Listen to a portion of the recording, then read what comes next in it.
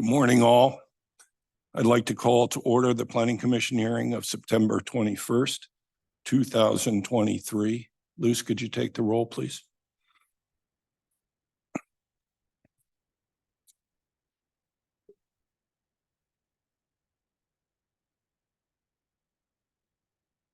Good morning. Commissioner Sandlin, Here. Commissioner McPhail, Here. Commissioner Kesley, Here. Vice Chair Garcia, Here. Chair Boydston. Here. Moving on, we have the Pledge of Allegiance. Please stand for the Pledge of Allegiance as you can. Ready, begin.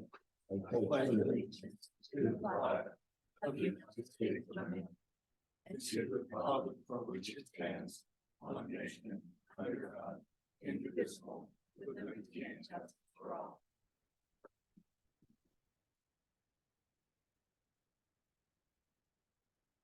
Thank you.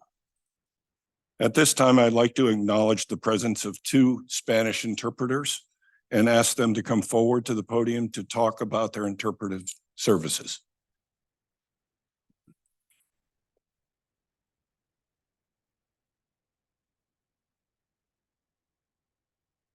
Good morning. For anyone who wants simultaneous interpretation into Spanish, please come to the back of the room and pick up headsets. Mi nombre es Lourdes. Con mucho gusto les interpretaremos mi colega Moira y yo simultáneamente al español. Si necesitan aparatos para traducción, pasen a la parte de atrás del salón y con gusto se los damos. Gracias. Thank you. Item 4, public comments. This is the time set aside for comments by citizens on matters not appearing on the agenda today. Do we have any speakers?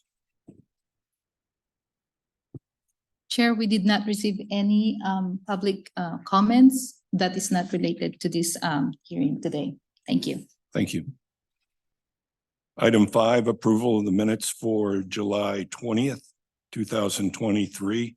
Do I have any discussion or a motion to approve the minutes? I'll move to approve. Do I have a second? A second. We have a motion by Commissioner Kesley to approve and a second by Commissioner Sandlin. Luz, could you take the roll, please? Commissioner Sandlin, Yes. Commissioner McPhail, I have to abstain because I wasn't present. Commissioner Kesley, Yes. Vice Chair Garcia, Yes. Chair Boydston. Yes. We will move on to item 6, the agenda of the day, 6A, case number PL 21-0099 and PL 21-0101. The proposed project consists of the county's adoption and implementation of the non-coastal zoning ordinance and coastal zoning ordinance amendments related to establishing a 15-year term for new and extended conditional use permits for oil and gas operators and update the surety and insurance requirements for oil and gas operations, including a surety to address long-term idle wells. At this point, I would turn to County Council has a few comments. Thank you so much, Chair Boydston, members of the Planning Commission. My name is Jeff Barnes. I'm Chief Assistant County Counsel. I'm joined today by David Edsel Jr., Assistant County Counsel. Mr. Edsel has taken the lead on this project. He'll have a few very brief introductory legal comments, and then we will turn it over to Planning Division staff. Thank you. Thank you, Jeff, Chair Boydston, members of the board or Planning Commission. Today, your commission is considering proposed ordinance amendments. As noted in the staff report, these amendments were originally presented to your commission last summer in 2022. However, state law requires that subsequent modifications to a proposed ordinance be first referred to the Planning Commission for report and recommendation. Because substantive modifications not previously considered by your commission have been made to the proposed ordinances since your commission considered them, these ordinance amendments are being presented for your review and consideration. Although the law generally only requires that you need to consider the modifications that have been made, staff felt that it would be cleaner and more appropriate to present the revised ordinance amendments in full to your commission. Your role today is to provide a recommendation to the Board of Supervisors on the proposed amendments. Generally, your commission should either approve the proposed ordinances, not approve them, or approve them with changes. Thank you. Thank you. We'll now move forward with Ms. Sussman and her presentation. Thank you, Chair Boydston. Good morning. Good morning, members of the commission. My name is Shelley Sussman. I'm a manager in the planning division and the staff lead for this project. I'm joined today by Dr. Dan Tormey and senior scientist Lindsay Gardner, who is joining us on Zoom, both from Catalyst Environmental Solutions. They are the consultants that have been assisting us with this project. The subject of today's proposed hearing is proposed amendments to the non-coastal zoning ordinance and the coastal zoning ordinance related to permit terms, surety and insurance requirements for oil and gas operations in unincorporated Ventura County. Beginning with a brief project history, in November of 2020, the Board of Supervisors directed the Planning Division to return to the board with draft amendments to the NCZO and the CZO, addressing 3 topic areas related to oil and gas operations in the unincorporated areas of the county. They directed that we limit new discretionary permits for oil and gas operations to 15 years, increase the amount of compliance and site restoration surety and insurance from what the county currently requires in its ordinances, and incorporate measures to assure the timely permanent plugging and restoration of oil and gas wells that have been idle for 15 years or more. We held our first hearing on this project on July 28th, 2022. And today's staff report and accompanying exhibits include the July 28th staff report and its exhibits. The day after the public hearing was held, it came to our attention that a subset of public comments received by the deadline had been inadvertently omitted from the collection of public comments that had been uploaded for review by your commission and the public. Because of this, the planning director determined that the planning commission should hold a second hearing on this matter to ensure that all timely public comments were made available to your commission for consideration. The commission approved staff's recommendations on August 18th, 5-0, and made some additional recommendations. These included holding a public engagement meeting, which we did on November 9th, 2022.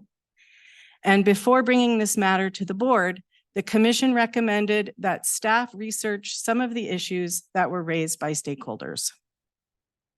And as Council Etzel alluded, due to the nature of some of staff's proposed revisions, we are bringing this item back to the PC today. Again, to reiterate Council Etzel's comments, technically state law requires that Planning Commission consider items not previously considered and make a recommendation on those matters. But for the sake of clarity, staff is requesting that your commission make a recommendation on amendments in their entirety. Before getting into project details, it's important to clarify terms that are used throughout the staff report and this presentation. Starting with wells, these definitions come from state law and are used by the state's regulatory agency for oil and gas operations, which is the California Geologic Energy Management Division, or CalGEM. And we will be referring to CalGEM throughout this presentation. The first definition is active wells, which are those that are drilled, complete, and in use. There are idle and long-term idle wells. Idle wells are those that have not produced oil and gas for 24 consecutive months or more. Long-term idle wells are those that have been idle for 8 years or more. There are deserted wells, which are those identified by CalGEM for operator failure to pay required idle fees or to failure to respond to a plug and abandonment order. There are orphan wells. And these are wells that are formally identified by CalGEM as having no viable operator. No viable operator to comply with requirements to properly plug and abandon. And then finally, plugged and abandoned wells are those that are permanently sealed and closed pursuant to regulatory standards.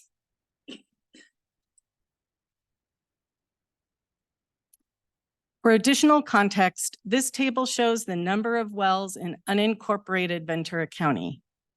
There are wells within city limits, but approximately 90% of the wells in Ventura County are within the unincorporated areas. As you can see, the majority of wells in the county are plugged and abandoned. Far fewer are active. And collectively, there are more idle and orphan wells than there are idle wells. At the time of the 2022 hearings, CalGEM had not officially identified any orphan wells in Ventura County.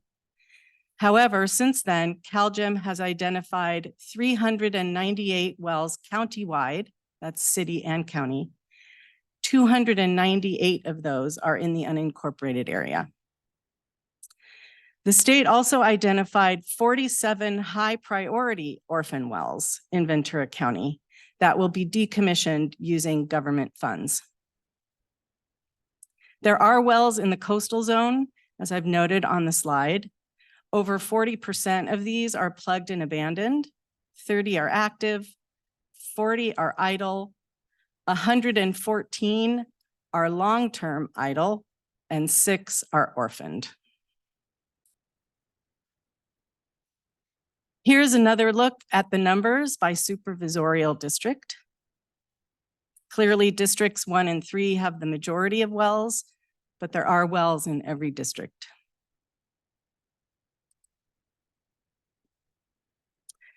There will be a lot of numbers and data that get discussed today, both as part of my presentation and in the comments the commission is likely to hear from interested parties. To help provide context for staff's proposals, as well as the information you're likely to hear from stakeholders, I want to present some important state and local information. Cost estimates for closing orphan wells in California, according to CalGEM, is close to $1 billion. And the state's existing budget to address those orphan wells is $153 million.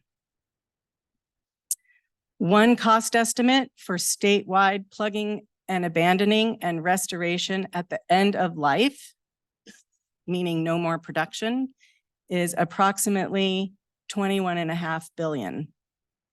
And financial sureties currently provided by operators for these costs is less than 1%.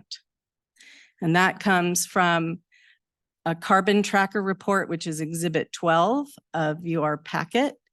And Carbon Tracker describes itself as an independent, not-for-profit financial think tank that carries out analysis on the impact of the energy transition on capital markets.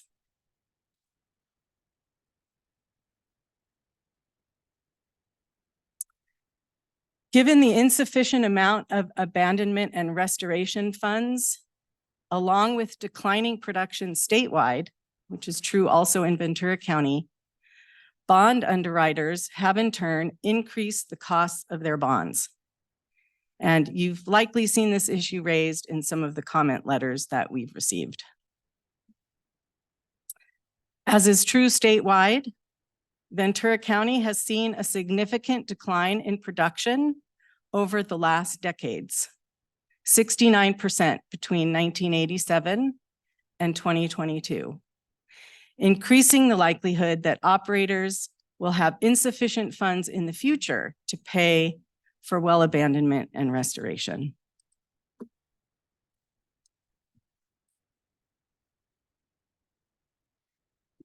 Of the 1,850 idle wells in the unincorporated area, the majority of which are long-term idle, CalGEM has commitments from operators to plug and abandon fewer than 10% of those over the next 5 years.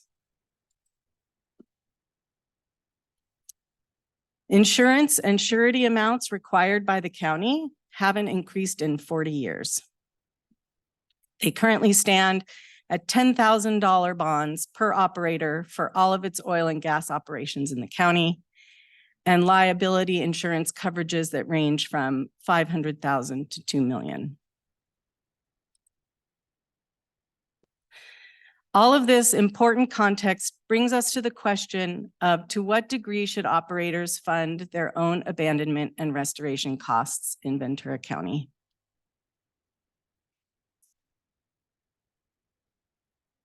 Moving from background and context into the proposed ordinance revisions, and a note moving forward regarding the proposed amendments, the new language is identical in both the CZO and the NCZO.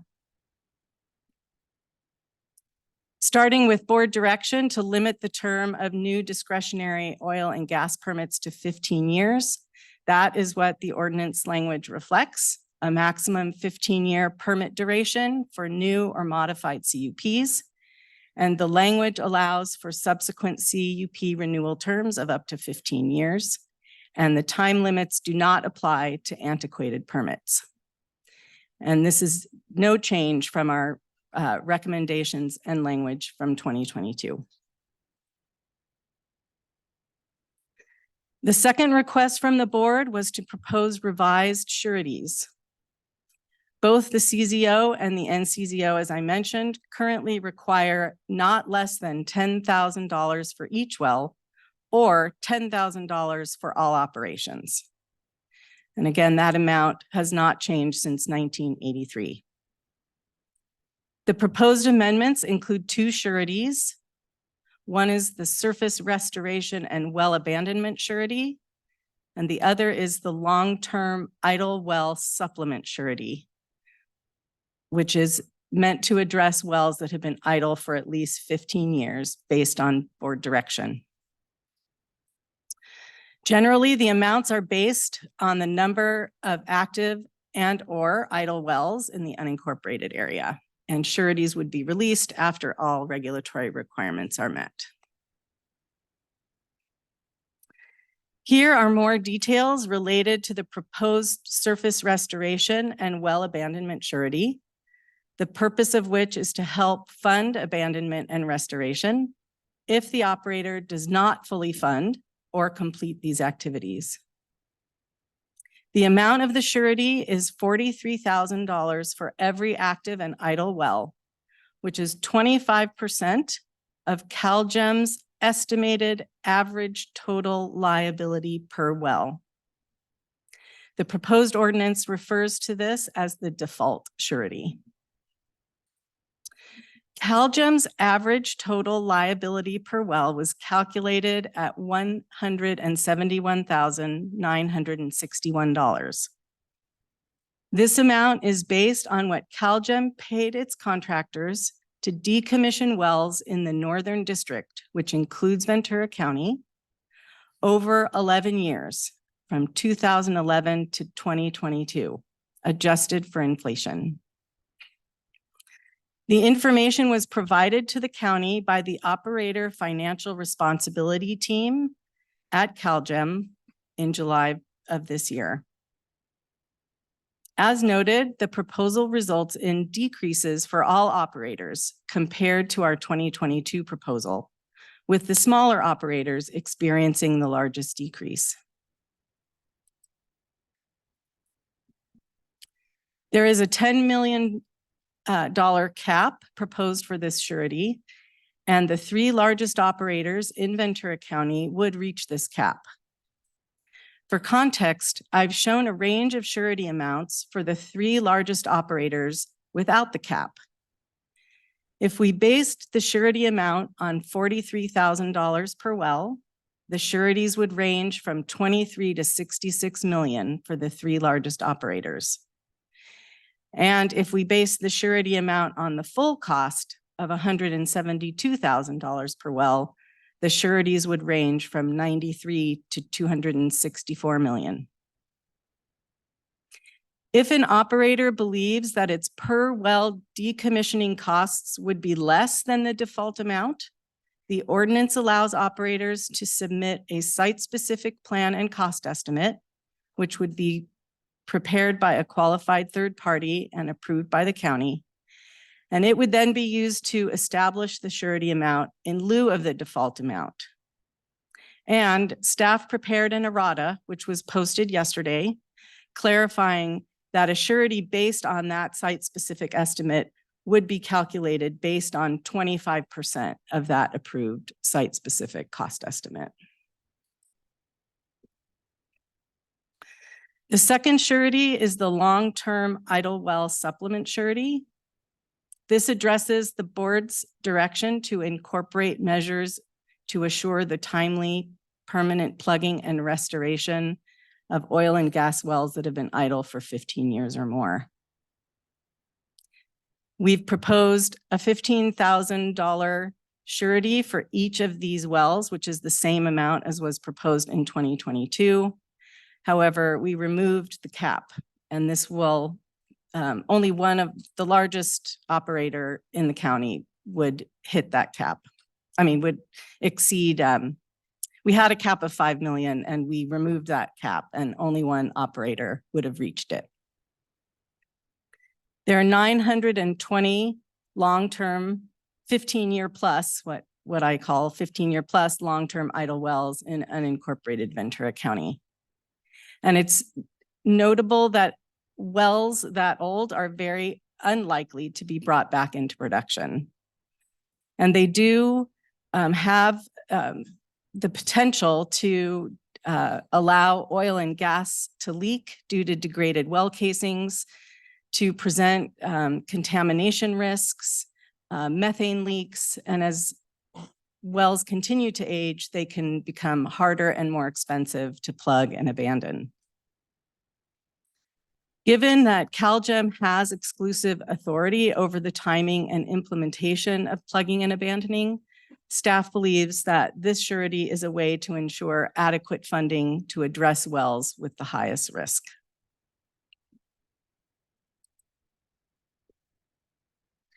Turning to insurance requirements, our existing requirements call for a range of liability and property damage amounts ranging from $500,000 to $2 million. And again, these were set in 1983. As part of our 2022 proposals, staff consulted with the county's risk management office and proposed 3 new types of insurances in addition to a general liability policy. We've added environmental impairment, which typically covers contamination incidents not covered by a general liability policy. A control of well, which covers accidental or uncontrolled releases. And an excess or umbrella policy, which covers losses above the limits of the other policies. The amounts we recommended in 2022 were higher than the the coverage amounts being proposed now. And as a result of outreach and input provided by local oil and gas operators, Planning Division staff has significantly decreased most of the proposed insurance coverage amounts, reducing most of the required coverage levels by at least 50%, while still ensuring that the required coverages are substantially greater than the current requirements last updated 40 years ago. Here are some additional provisions that I want to highlight. The first is a no duplication of surety provision. Several operators have commented that the state already requires sureties, and therefore the county sureties are duplicative and not necessary. In an upcoming slide, I will summarize the state's surety provisions, but it's important to note here that staff added this new provision, which allows for the county's surety to be reduced or eliminated if the full costs of abandonment and restoration for wells in Ventura County are covered by sureties provided to the state.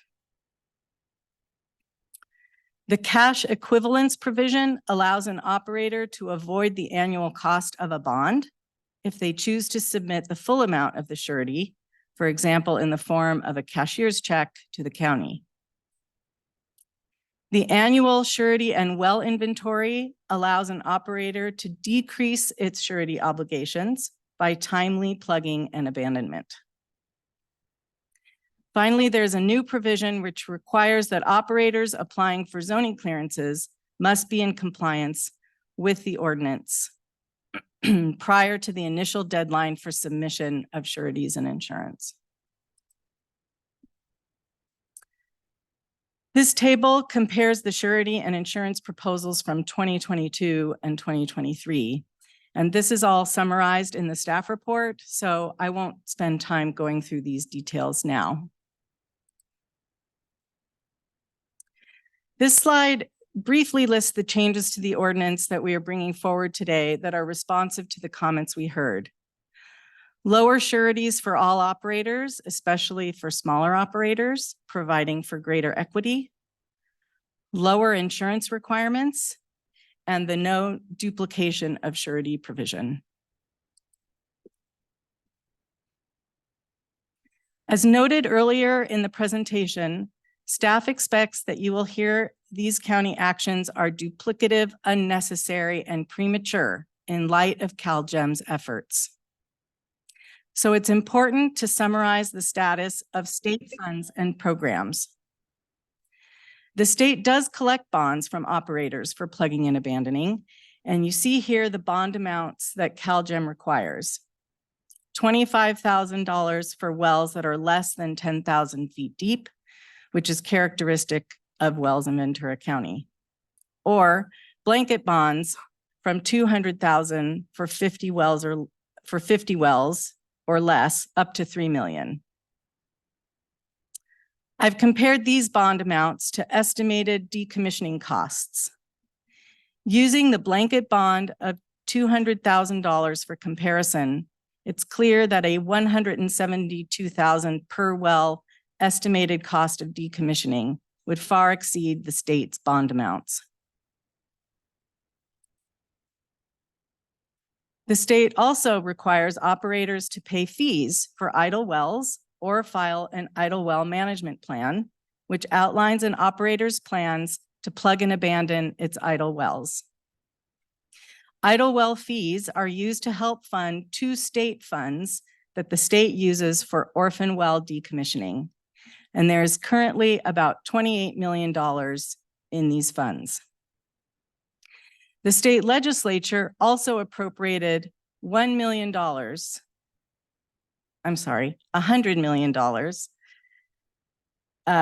to spend on orphan wells over 2 fiscal years. And the federal government has thus far awarded the state $25 million in grants for orphan wells, though the state expects additional federal money in the future. Together, these total $153.3 million that the state has available for orphan wells. This compares to the $1 billion CalGEM estimates it will take to address orphan wells statewide. I also want to briefly touch on CalGEM's idle well management plans, as you will likely hear operators refer to these. In addition to IWMPs, or these idle well management plans, the state also administers a testing waiver program. Both of these programs identify how many wells operators plan to plug and abandon over a period of years. According to information from CalGEM, there are 6 Ventura County operators that participate in the testing waiver program, which, as the name implies, allows an operator to waive testing requirements in exchange for commitments to plug and abandon wells. Collectively, there are 294 wells scheduled for plugging and abandoning between now and 2030. We also have 6 operators that have idle well management plans. Far fewer wells are covered by these plans. According to information again provided by CalGEM, 50 wells are scheduled for plugging and abandoning based on those idle well management plans between now and 2027.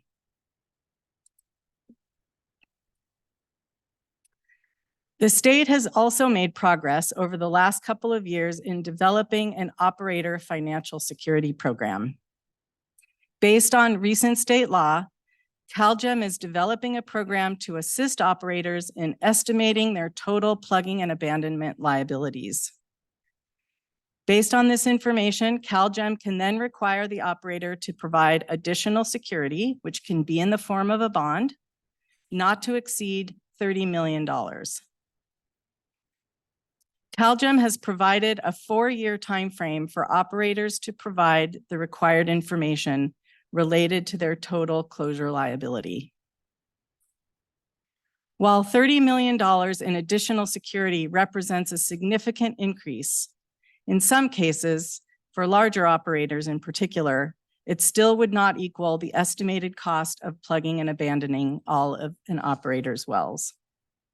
For example, as noted earlier in my presentation, plugging and restoration costs for the 3 largest operators in the county would total between $93 and $264 million, based on a per well cost of $172,000.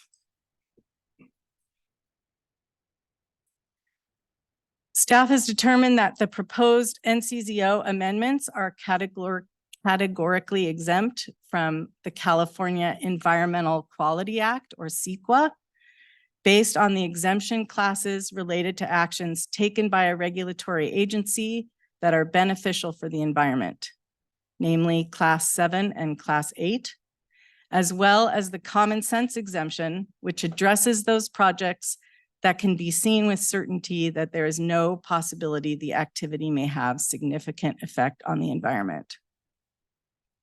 Staff also concluded that there are no unusual circumstances that would create the reasonable possibility of significant effects, as the project is environmentally beneficial and does not limit the availability of mineral resources.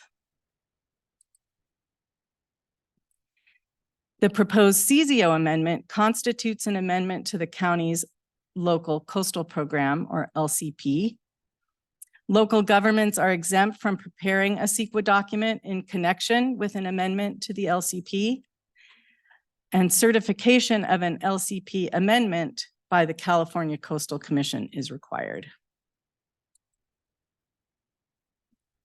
We conducted public noticing for this project through English and Spanish legal notices in the Ventura County Star and VITA.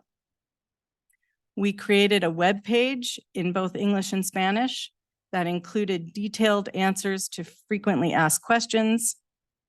We emailed notifications directly to our general plan update project stakeholder list, as well as our list of oil and gas operators. And we notified the California Coastal Commission and CalGEM. And as of yesterday, we received 151 public comments, which I believe have all been uploaded to your packets. This brings us to the recommended actions, which are enumerated in the staff report. Briefly, the recommended actions call for certification that your commission has reviewed and considered the staff report and its exhibits, including the errata memo that was discussed today, and recommends that the board adopt a resolution finding that both the NCZO and CZO are exempt from CEQA, and that the proposed amendments are consistent with the general plan and are in the interests of public health, safety, and general welfare. Also, pursuant to the Planning Commission's recommendation in August 2022, Action D recommends that the board fully consider the fiscal impacts of the ordinance, including enforcement, legal defense, and implementation. That concludes staff's presentation, and we are available for questions. Thank you very much. Any questions of staff? Commissioner McPhail. Yeah, I'd like to clarify.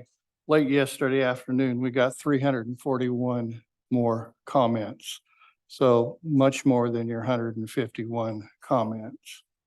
And the other question that I have is, did you refer to any other reports other than Carbon Tracker?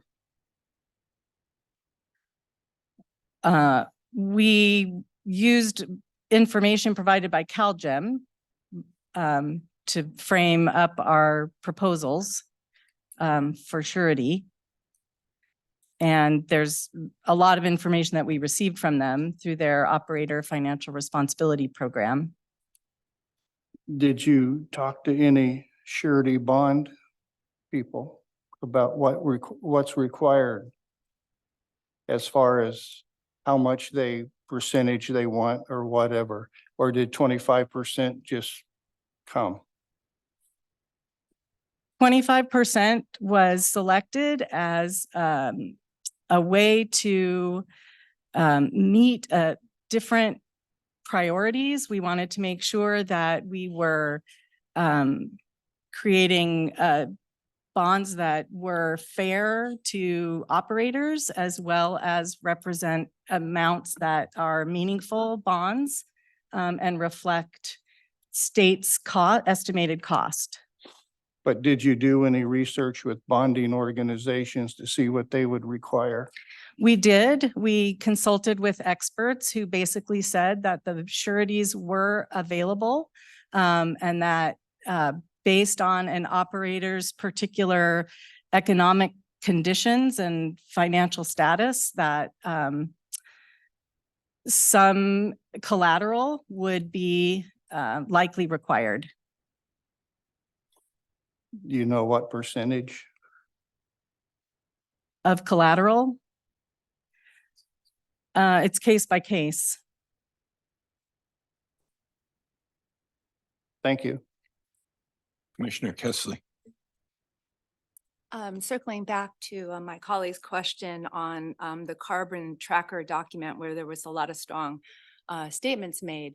I'm curious, I didn't see anything in the staff report that kind of guides me through if you've done any analysis on what was contained in that report, whether it was true, false.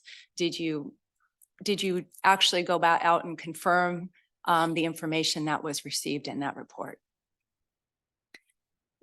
We did review the report. We spoke several times with the author of the report, Dwayne Purvis. The information that was used to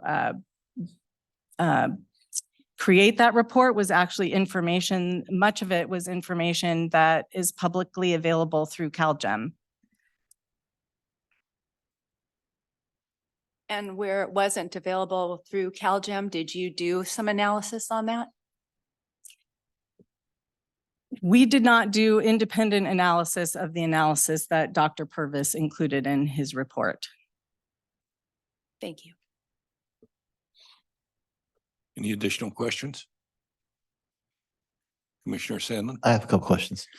To date, how much money has the county spent on plugging abandoned wells? What liability has the county incurred today?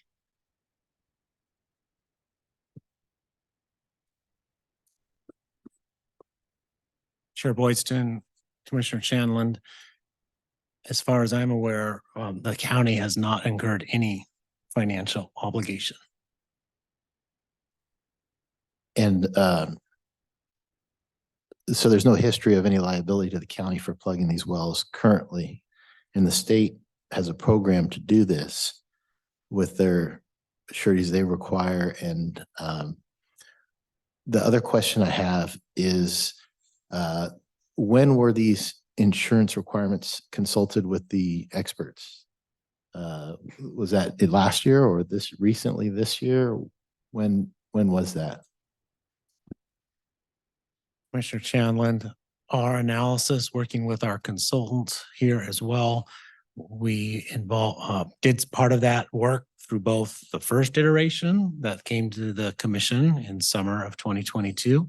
And we did further analysis since then in response to questions and comments that came through the November 9th, 2022 public workshop.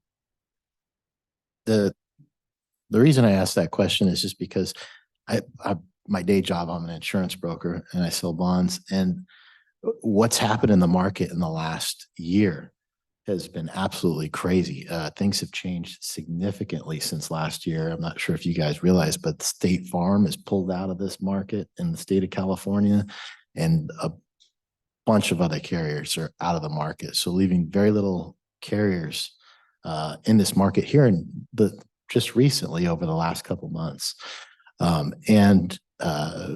The requirements that these insurance carriers and these sureties that require have significantly changed just in the last month, 2 months. And so what information you received from experts last year has definitely considerably changed this year, just based on the market that I see.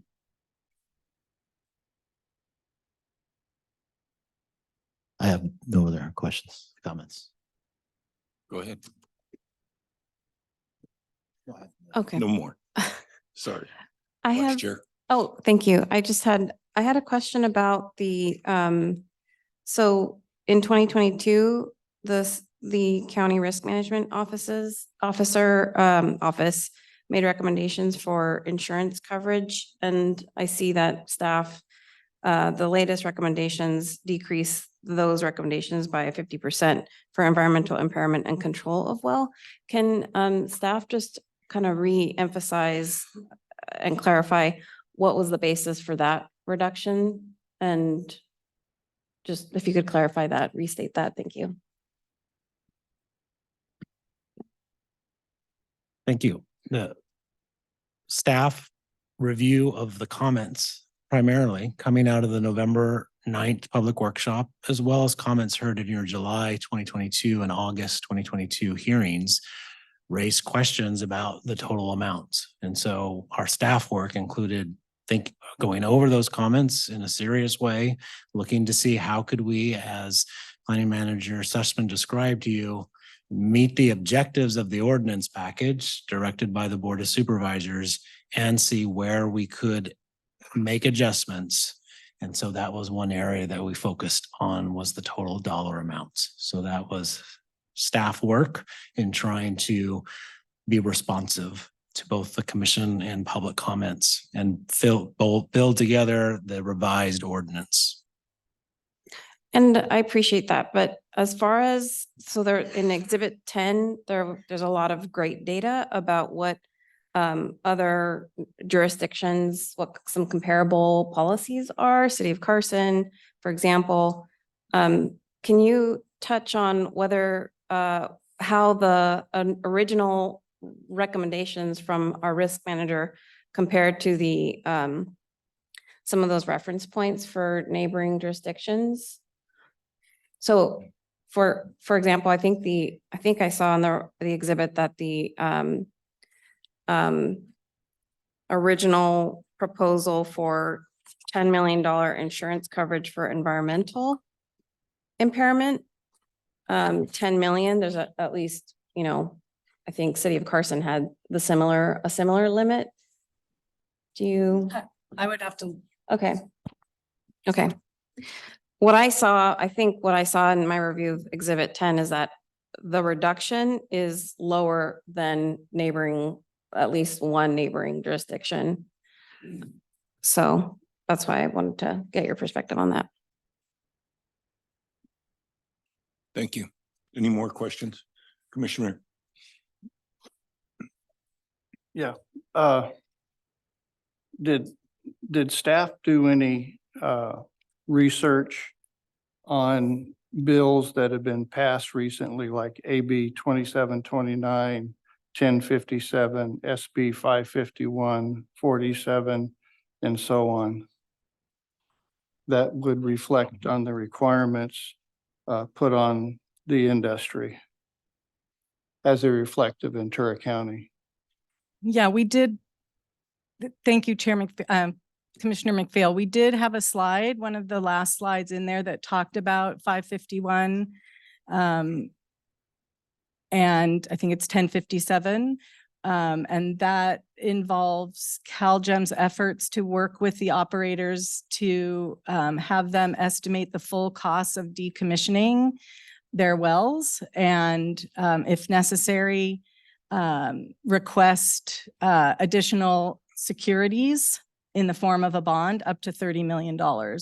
And that's actually one of the reasons that we have our no duplication of surety provision that we added, because we saw that the state was stepping in and looking to modify its bond requirements. So in the event that an operator does cover the full cost of decommissioning with bonds to the state, there is a provision that allows for the elimination of the county surety in that situation.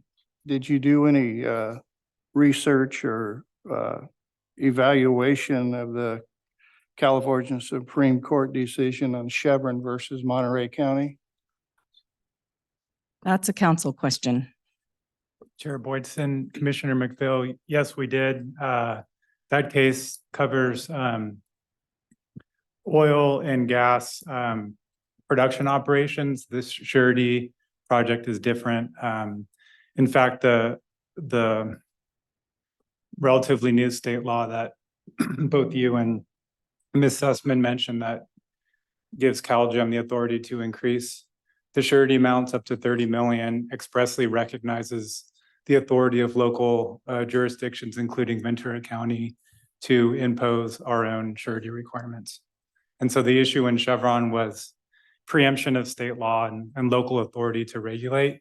And so the state law in terms of CalGEM bonding expressly recognizes the jurisdiction of local or authority of local agencies to do what we're proposing. And so in our view, that provides us clear authority and is a clear distinction from the Chevron case. Okay, thank you. Commissioner Kessley.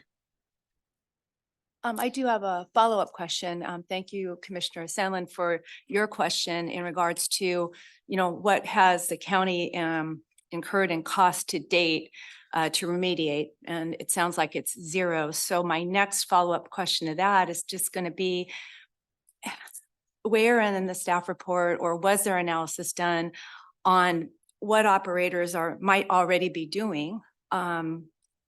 And are there programs already in place by them?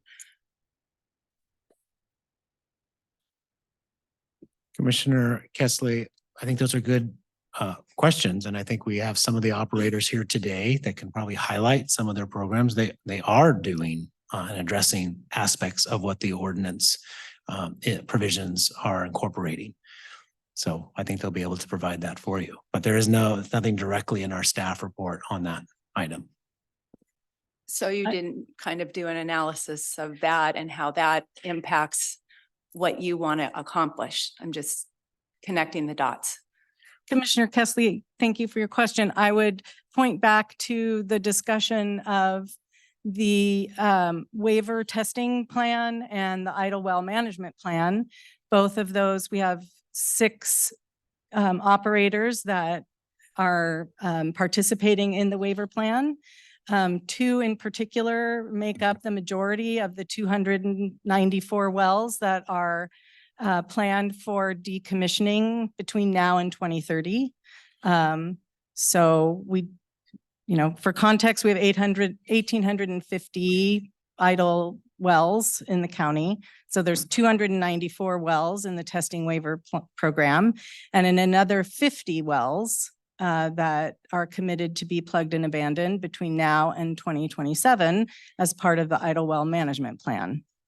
So those are discussed in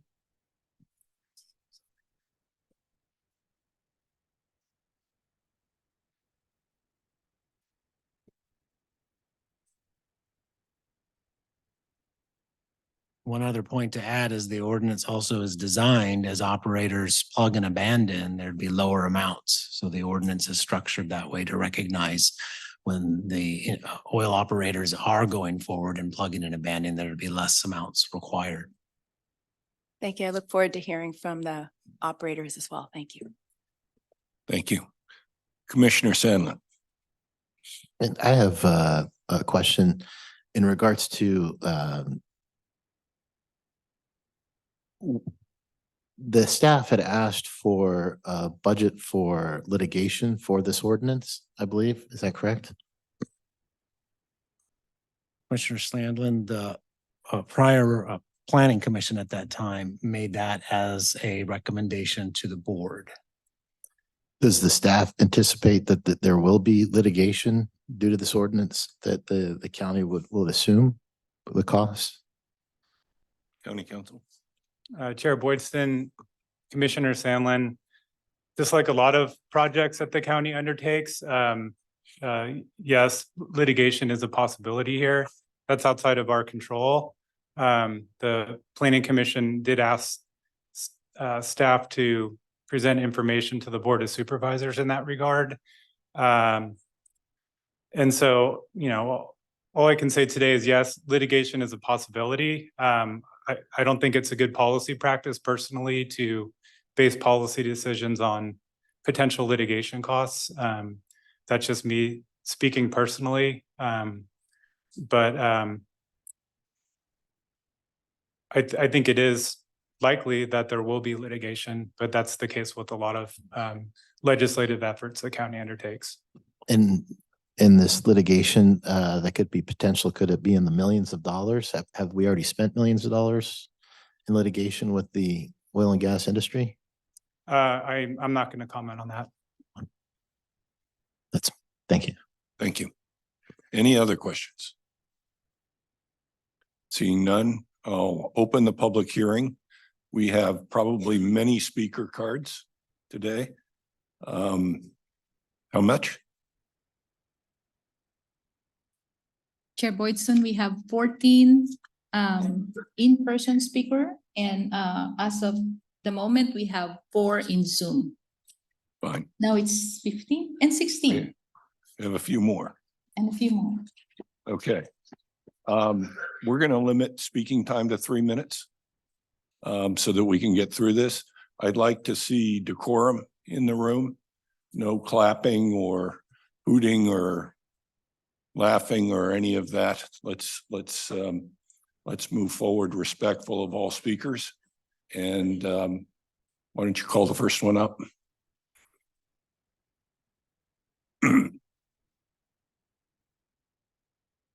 We have Randy Misko, followed by Myra Castro, and then Harry Barnum.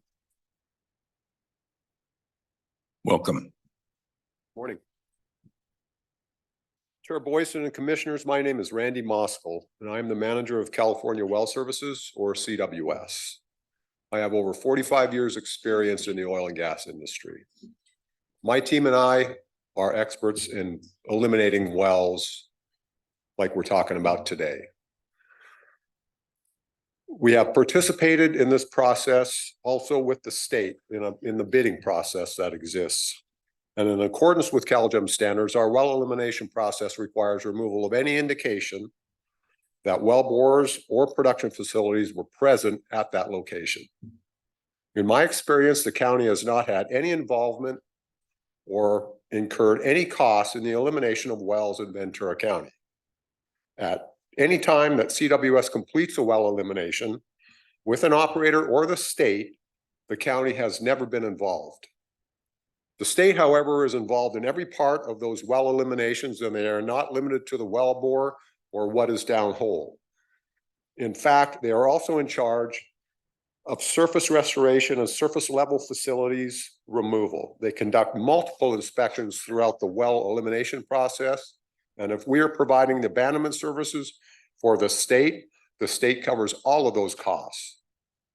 As an industry expert, it is not apparent that the planning division has taken into account the actual costs and liabilities that would be incurred by the county for well elimination projects in the development of this proposal. It is also unclear that the county has considered its own past involvement in well eliminations when developing this ordinance. Instead, it seems that this proposal is based on hypotheticals while also creating a liability for the county. Please send this proposal back for additional evaluation to consider the county's actual role with liabilities, involvement, and costs. Thank you for your time. Thank you. Next is Myra Castro and then Harry Barnum afterwards.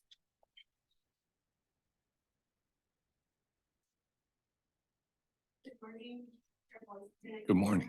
My name is Myra Castro. I live in Oxnard. I am a military veteran where I served as a corpsman in Iraq.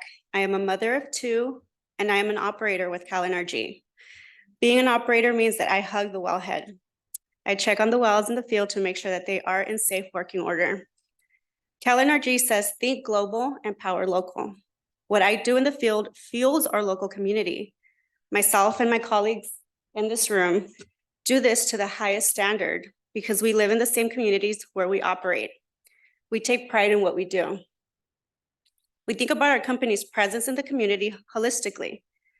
Cal NRG takes a project-based approach and has contributed over $200,000 to local organizations since 2022. For example, demolition of the Edgington Refinery in Oxnard, a decade-long eyesore that fell into disrepair that has been almost entirely removed, creation of the H2A farm worker housing in Oxnard, returning 35 acres to farmland in the Oxnard Plain, repainting the Santa Paula SP in collaboration with Limonera, support of the Levy family in Santa Paula after their property and livelihood was destroyed by the winter rains, execution of the largest proposed solar project agreement ever in Ventura County, comprising of 200 acres. Mind you, these contributions have occurred over less than 2 years and barely scratched the surface. Local businesses that have positive impact like this and provide jobs like mine must be supported. What Cal NRG provides not only in its core business, but in its community giving is incredibly important for our county. Ordinances like this are nonsensical. Has any thought or research being given to the positive impact these businesses have on our community? It seems that the Planning Division's research on this point is incomplete. I ask that you please send these ordinances back for further research and evaluation. Thank you so much for your time. Thank you. Next is Harry Barnum. Good morning, Planning Commissioners, staff, and County Council. My name is Harry Barnum. I'm a resident of Ventura and a California professional geologist. I have over 40 years experience locally and regionally in both the environmental and the energy industries. During my time in oil and gas production operations, I and my teams have been formally recognized by the State Department of Conservation 4 different years for outstanding lease operations and maintenance. A little over a year ago, I took a position with Cal NRG. I have been put in the position of managing their idle well management. Our work eliminates idle wells that have no further use and tests mechanical integrity of the wells that will be returned to use. The mechanical integrity tests ensure that our air and water resources are fully protected. All of this work is completed in full oversight by CalGEM and in compliance with very highest regulatory and industry standards. Since last year alone, our team has eliminated and tested over 176 wells here in Ventura County through these ongoing programs. The cost of accomplishing this is not cheap. By the time we complete the bulk of this work in a few short years, our company will have reinvested $40 million into this program, including $35 million abandonment commitments and hundreds of thousands of working hours into these programs. Our management team has actively worked with CalGEM senior personnel to reach full agreement and approval on a robust idle well management and elimination plans in accordance with state regulations. This was accomplished because Cal NRG and CalGEM have developed a strong working and oversight relationships at multiple levels in our organizations. We have a shared objective to eliminate idle wells that are no longer viable while ensuring that the wells in operation are mechanically sound. The plans in place will accomplish these goals. I'm sure that county planning shares these same goals. However, if our organization is required to place many millions of dollars in additional bonding and insurance, It will short circuit these working programs. Therefore, I strongly urge the commission to send this ordinance back to staff for further evaluation in light of this information. Thank you for hearing me. Thank you. Next is Owen Judkin and followed by Jeff Katarski and then Robert Albury. Morning, Commissioners. My name is Owen Judkins, Senior Technical Supervisor for Cal NRG. I'm here to speak in opposition of the ordinance and amendments at issue today. I ask that the Planning Commission send these ordinances back to staff for further evaluation. Cal NRG is required to maintain an idle well management program that is approved and monitored by CalGEM. Well elimination is a highly technical process that requires significant oversight and involvement with the state regulators. Each well must have a detailed engineering plan submitted to CalGEM and approved before the work can even begin. CalGEM then tracks our progress with regards to both well removal and mechanical integrity testing at critical points throughout the process to ensure that all work being conducted is meeting the regulatory standard. For the working year of 2023 alone, we will eliminate 45 wells in full compliance with those regulations, and we will test another 100 wells approximately. To date, Cal NRG has removed 86 wells in the county since November of 21, which is when the Cal NRG was formed. Additionally, approximately 35 more wells will be removed next year, and this work will continue in perpetuity. I was hired specifically by Cal NRG at the beginning of this year with the primary responsibility to oversee and ensure the execution of our well decommissioning and mechanical integrity testing. I currently have 4 rig crews working under my direction in concert with several support crews to facilitate and accomplish this effort. On any given day, I will spend approximately $50,000 and keep 40 individuals working to complete this work. It is an expensive operation, but we are committed with significant company dollars and effort to this plan and will continue to do so. These ordinances as written would put wholly undue hardship upon Cal NRG by holding hostage a large sum of capital necessary for us to continue making headway in our efforts to decommission and remediate our assets across the county. I again ask this commission to send these ordinances back to staff for further evaluation. Thank you. Thank you.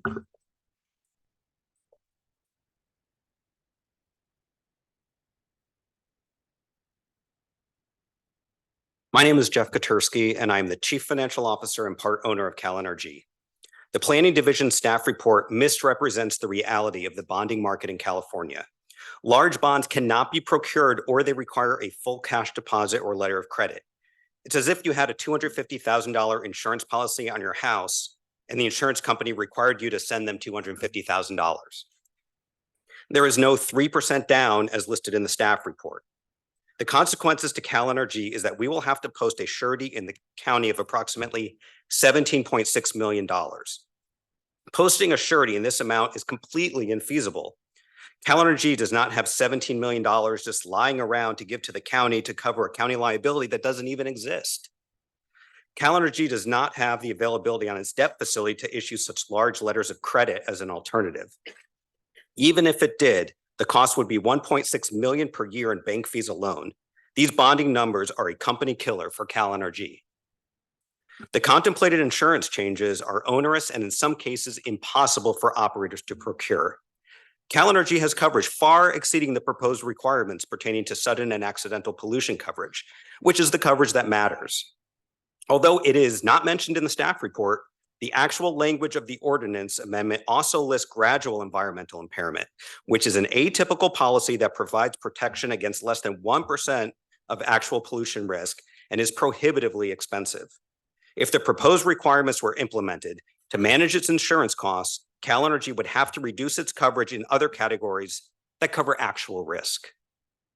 In addition, it is impossible in the insurance market to have an excess or umbrella policy covering gradual pollution or control of well insurance. The product simply does not exist and is a bust in the staff report and analysis.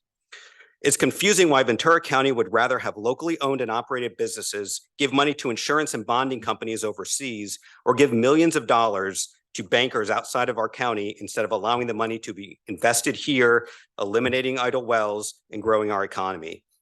The planning division's work on this ordinance directly targets CalNRG while failing to understand the realities of how we conduct our business.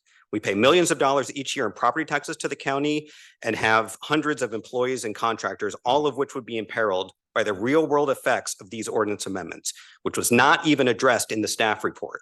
These ordinances are a company killer and must be reevaluated. Thank you. Thank you. Next is Robert Albery.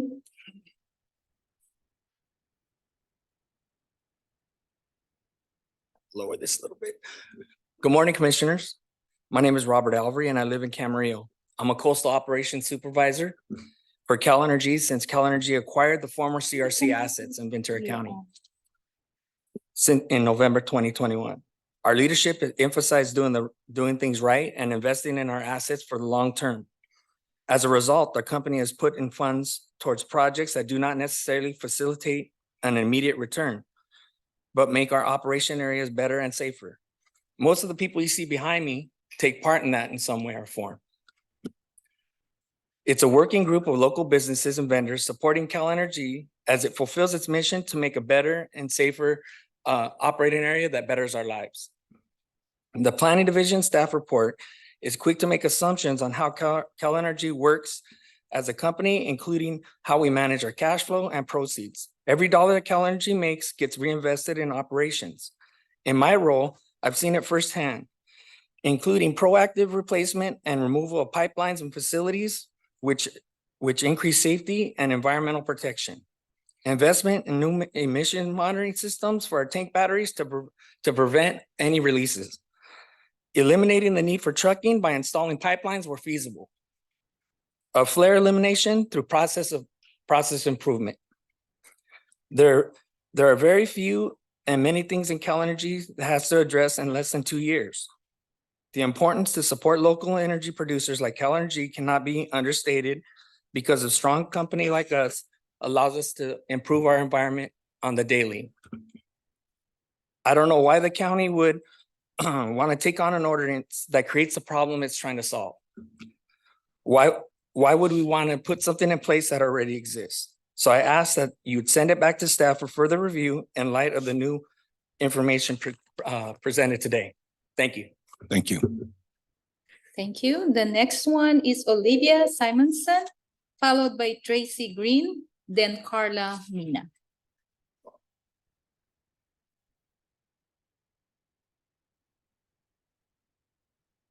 Good morning, Chair Boydston and Commissioners, Planning Directors and County Council.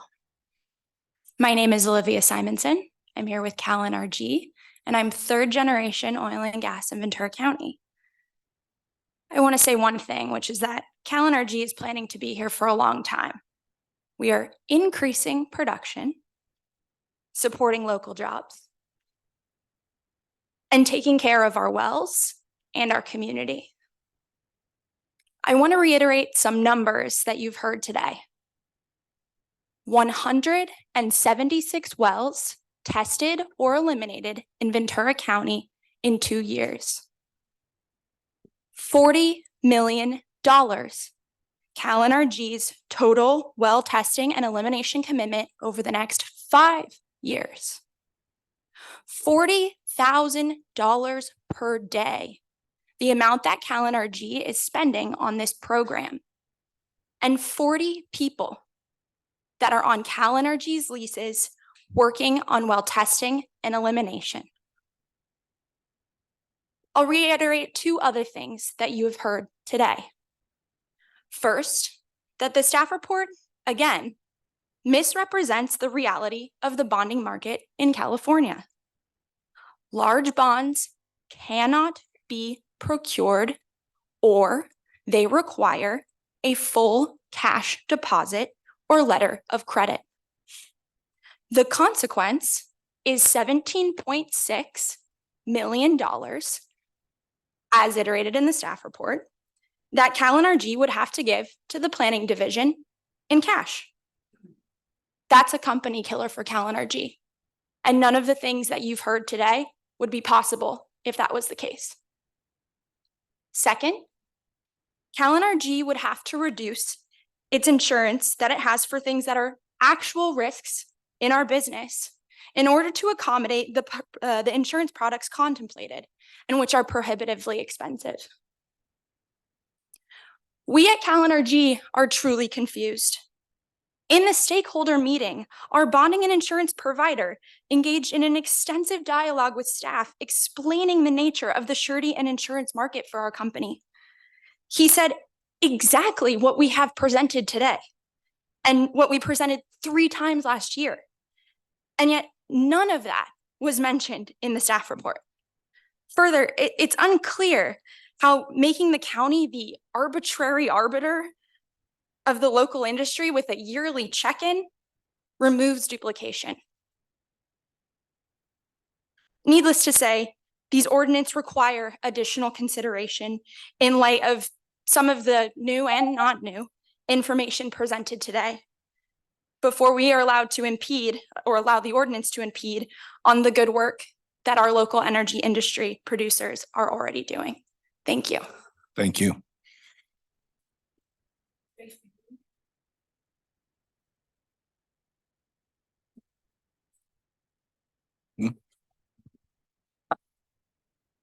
Chair Boydson and Commissioners.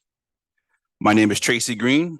I live in Santa Paula, and I am a senior LDAR or leak detection and repair technician with CalNRG. My job is to be in the field to assure CalNRG maintains safe and environmentally friendly essential energy resource production throughout Ventura County. CalNRG's operational philosophy asks, how can we be better? And how can we make lives better today? The company puts this philosophy to work. I came to CalNRG from another company because CalNRG had the financial wherewithal to develop its internal LDAR team. We have 2 technicians, including myself, out in the field every day. CalNRG has invested over $250,000 in monitoring equipment for my team, plus drone monitoring and continuous fixed monitoring. CalNRG is a healthy company working for this county 24 hours a day, 7 days a week. A healthy company can work to be better every day. A healthy company invests in its teams and equipment and people. A healthy company can work towards excellence in balancing environmental stewardship with essential resource production. When the planning division proposes policies that directly threaten companies that provide jobs like mine, I cannot work to continue to protect the environment and improve operations. Further, when self-fulfilling punitive ordinances like these are on the table, they create the very problem they're trying to solve. Consideration has not been paid to what is gained when businesses are allowed to continue to work to balance the safety of our environment with energy resource production, nor has it been asked what is lost when they are forced out of businesses by arbitrary policies like these. I ask this commission to return these ordinances to staff for further evaluation given the new information and questions presented today. Thank you. Thank you. Next is Carla Mina.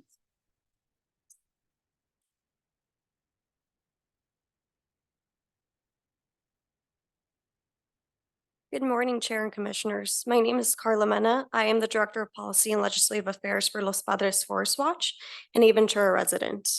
I am standing before you today to highly encourage you to support the proposed amendments to non-coastal zoning ordinance and the coastal zoning ordinance, which is critical for the protection of taxpayers and the County of Ventura. It is essential to emphasize the need for the oil and gas industry to assume its fair share of responsibility and carry appropriate levels of insurance and bonding. The staff report has indicated that there are currently an estimated 398 likely orphan wells in Ventura County, and addressing the potential liabilities associated with these wells alone is projected to cost $68 million. Importantly, there is no guarantee of receiving state funding for these efforts, and what little state funding is available is typically directed towards orphan wells. This underscores the significant financial burden that the county would have to bear if the proposed ordinance amendments are not passed. If anything, we ask that the proposal to include higher coverage to fully shield taxpayers and the county for liability. For example, the proposed bonding requirements only cover 25% of the actual estimated cost to properly plug an abandoned well.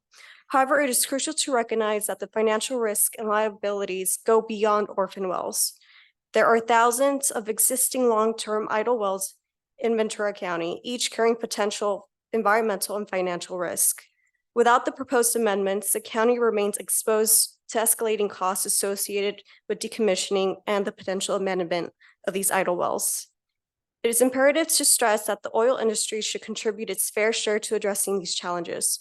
Requiring oil companies to carry appropriate levels of insurance and bonding is a fair, responsible approach. By doing so, the industry can proactively mitigate the financial risk associated with their operators, ensuring the taxpayers are not left alone to bear the burden. As you consider your vote on this matter, it is worth highlighting the importance of insurance and bonding requirements as a proactive measure. Lastly, we would like to direct the Planning Commission's attention to the July 27, 2022 comment letter submitted by 17 conservation organizations which expressed support. In conclusion, we urge you to recognize this pressing need and to support this. It is sensible. Thank you. Thank you. So the next speakers are Mark Trout, followed by Nora Trout, and then Scott Price.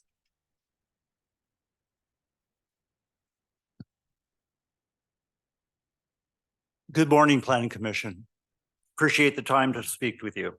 My name is Mark Trout and I am president of Renaissance Petroleum. I'm before you today to urge you to stop further action by Ventura County to levy the amended insurance requirements on existing oil and gas operators for two reasons.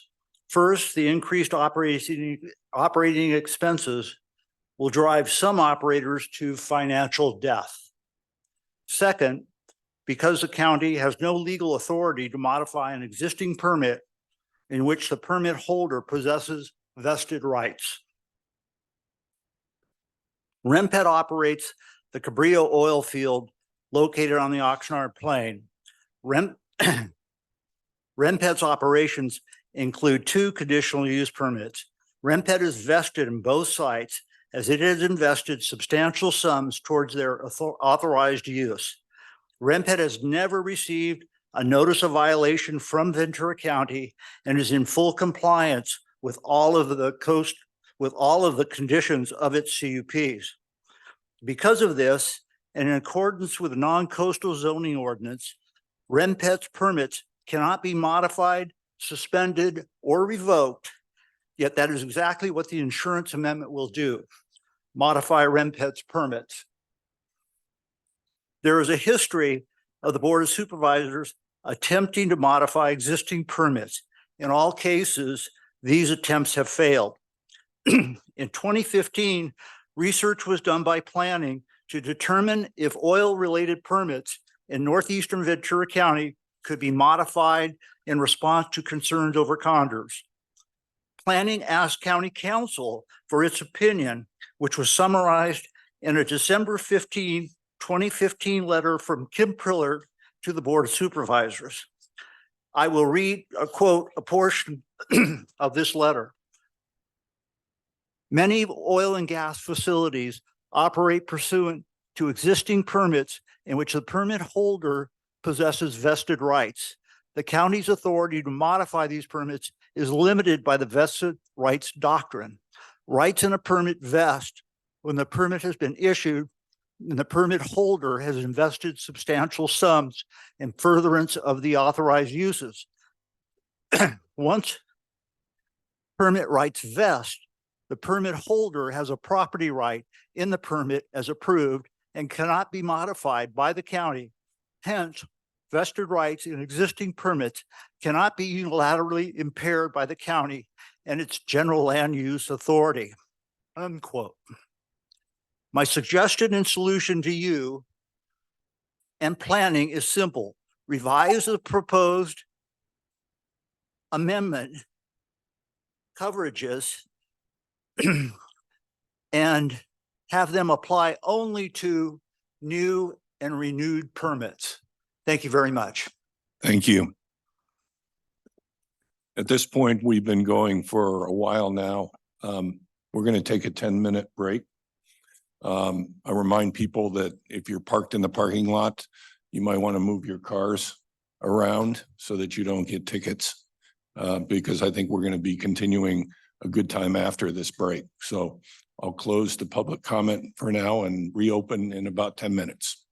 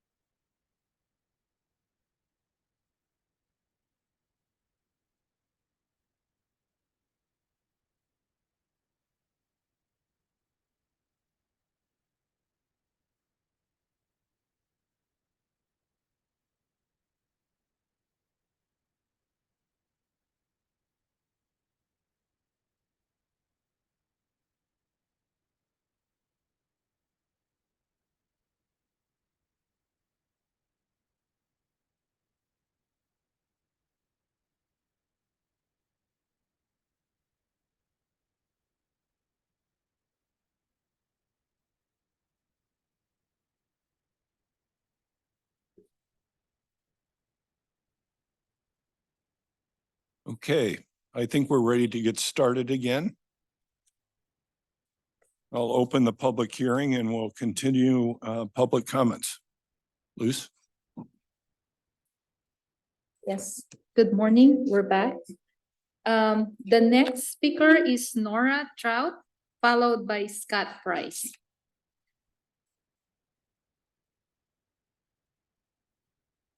Nora Trout. I am an owner of Renaissance Petroleum. And I'm here before you today to urge you to stop any further action by Ventura County to levy the proposed surety requirements on oil and gas operators titled Sureties for Oil and Gas Exploration and Production to the non-coastal zoning ordinances before you today. The reason for my request is simple. The proposed ordinance is preempted by state law.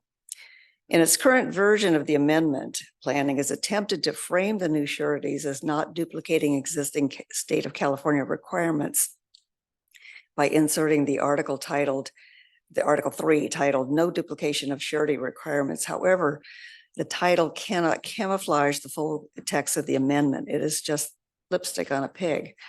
The amendment is clearly duplicative with the California State Public Resources Code, Section 3205.3, which requires the state regulatory agency, CalGEM, to compile information from oil and gas operators on their costs to abandon wells and facilities, and to ensure that the oil and gas operators have the financial resources to do so. To comply, operators must demonstrate that they have sufficient financial resources. Planning's current staff report states that it has the legal authority to impose these new sureties essentially by saying, because we say so. The basis for their saying so stems from a 2022 telephone conversation with a former supervisor of CalGEM, Mr. Uduak Joe Nutuk, since terminated and a doubtful legal scholar. Ventura County does not have the legal authority to enact the proposed ordinances, which are clearly duplicative with the state law. Hence, they are preempted by state law, which has certain primacy. The August 3rd State Supreme Court's unanimous decision against Monterey County's Measure Z found that a Monterey County ordinance to prohibit oil and gas drilling and other activities was preempted by state law. In light of that unanimous decision against Monterey County's Measure Z, which was driven by environmental activists, Ventura County should use caution when stepping into the domain that is fully occupied by CalGEM and supported by recent legal precedent. I strongly encourage that your commission drop the proposed surety amendment, put an end to planning's quest to make good on a task given to them by an outgoing board member. Doing so will spare the Ventura County taxpayers significant legal fees defending the indefensible given the August 3rd California Supreme Court decision. Thank you.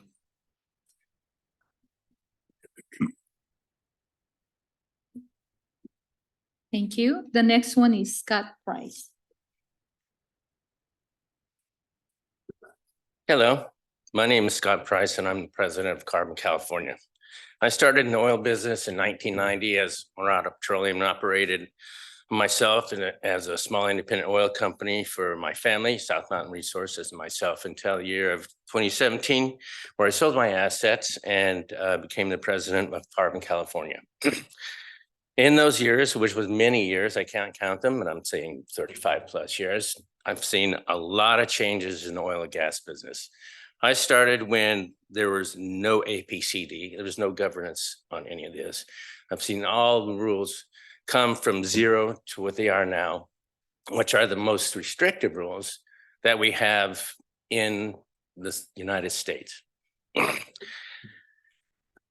In 2018, Governor Newsom was elected. And at that point, he got on a mission to end oil and gas in the state of California. Since that time, we have lost 23% of our production capacity.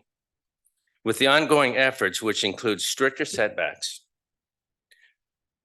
denial of workover and drilling permits, denial of injection permits, as well as ever tightening of rules which are intended to deter oil and gas production. This trend surely will continue. The staff report does point out but fails to recognize the role that governmental regulation has in creating the very problem the county appears to be concerned about. The staff report indicates that declining production is why these unattainable bonds need to be levied on the operators.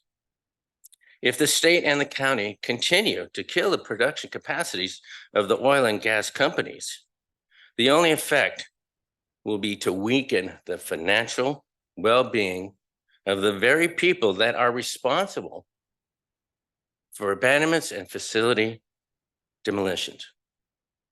This is a self-fulfilling prophecy.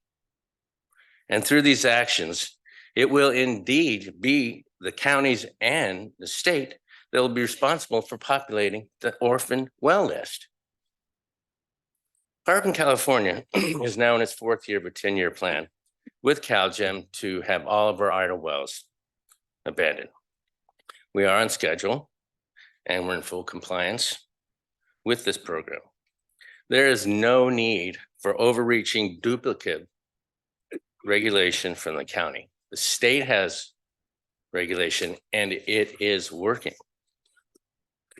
Further, the hostile regulatory climate, which has been growing for many, many years, has driven the bond market out, leaving cash security the only option for oil and gas operators.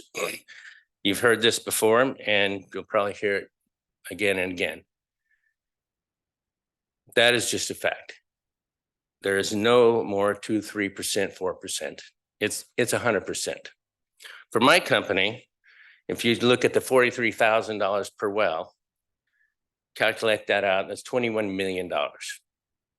But fortunately, the planning director has decided that that might be too much. And so maybe only 10 million will be levied upon us.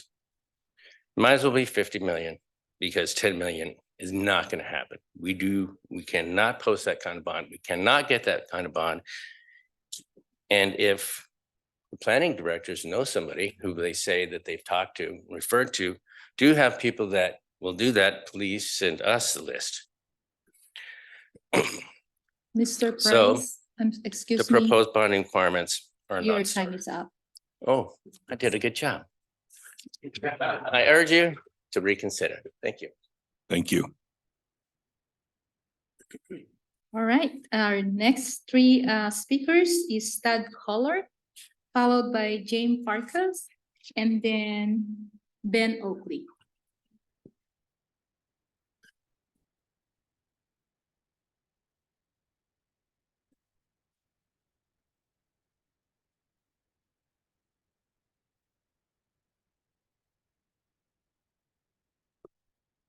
Morning, Planning Commission. My name is Todd Collard. I'm a 50-year resident of the county and a concerned taxpayer.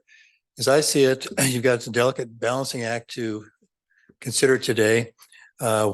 Primarily, the purpose was to set sureties and insurance levels at judicious places, rates, so that the public does not have to incur the costs for abandoning wells or dealing with orphan wells that we have.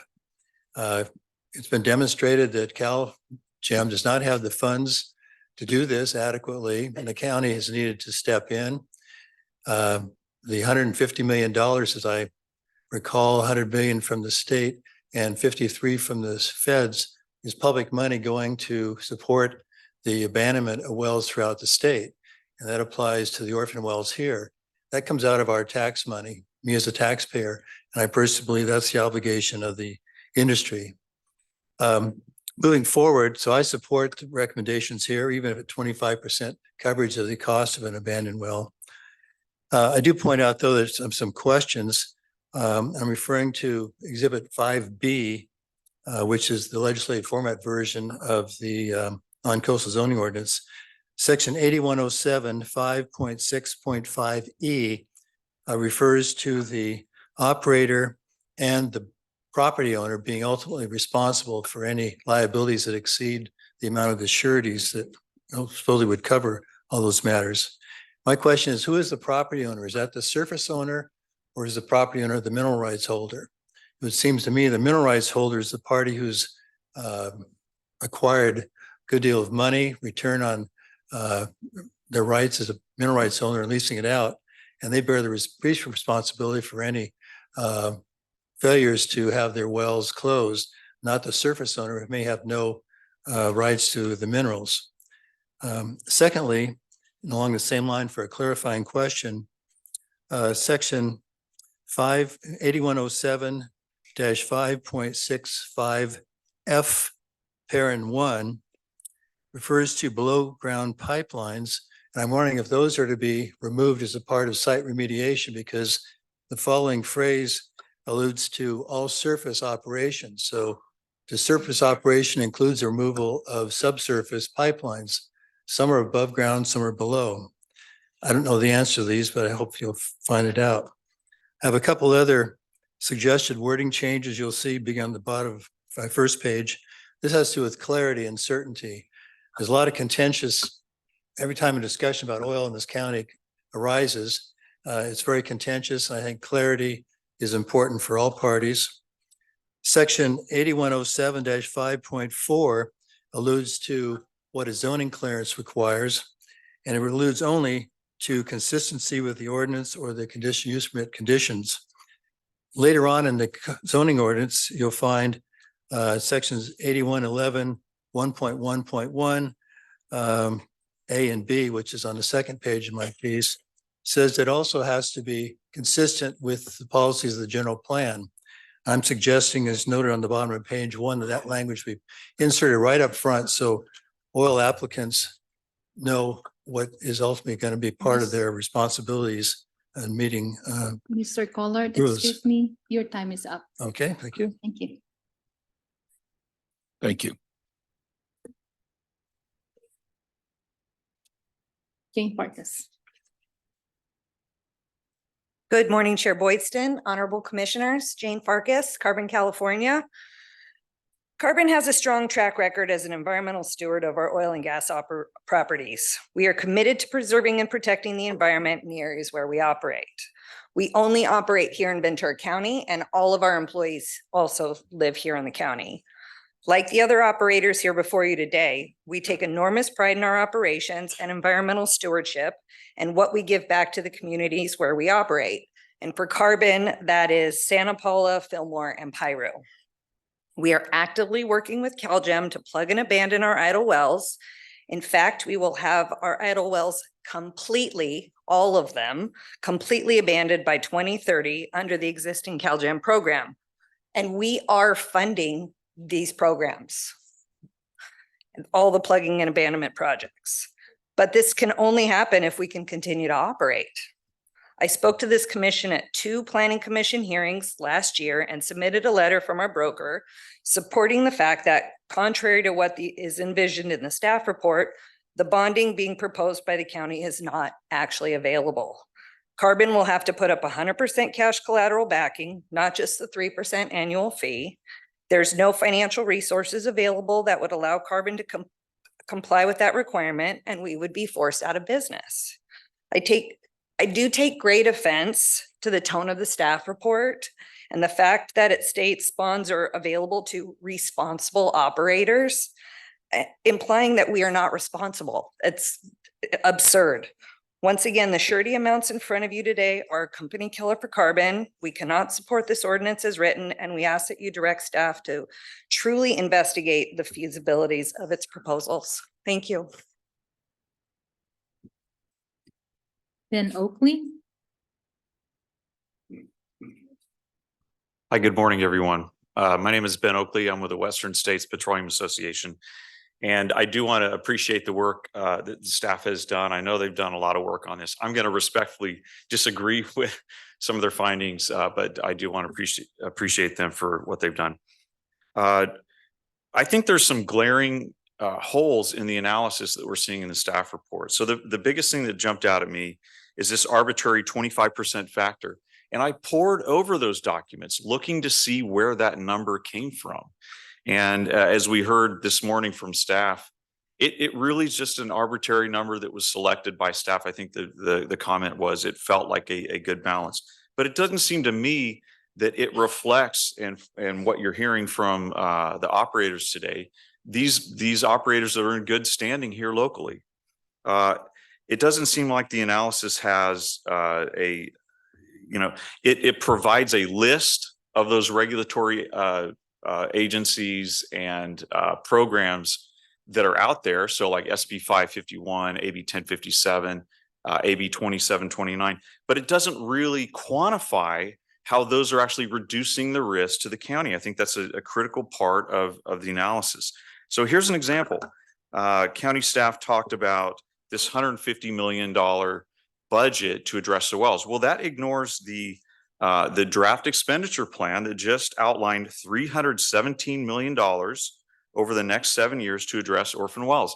That is 1/3 of the total estimated liability by CalGEM. So I don't think that all the facts are available or being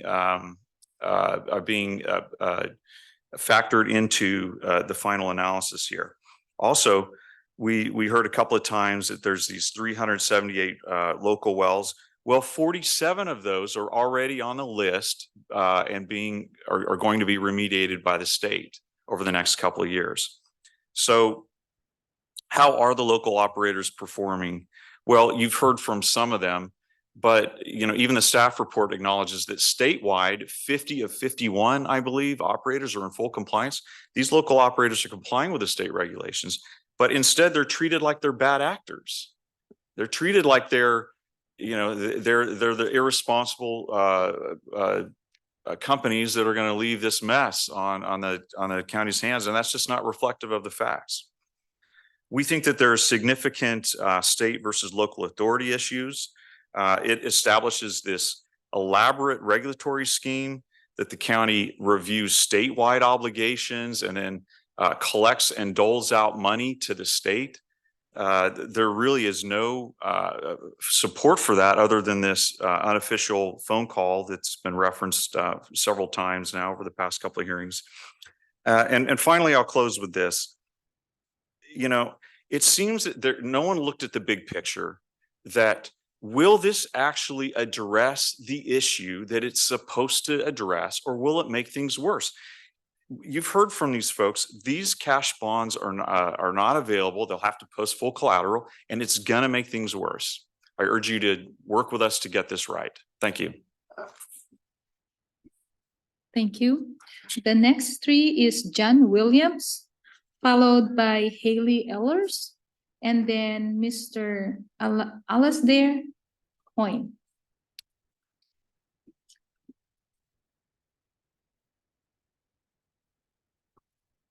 Good morning, everyone.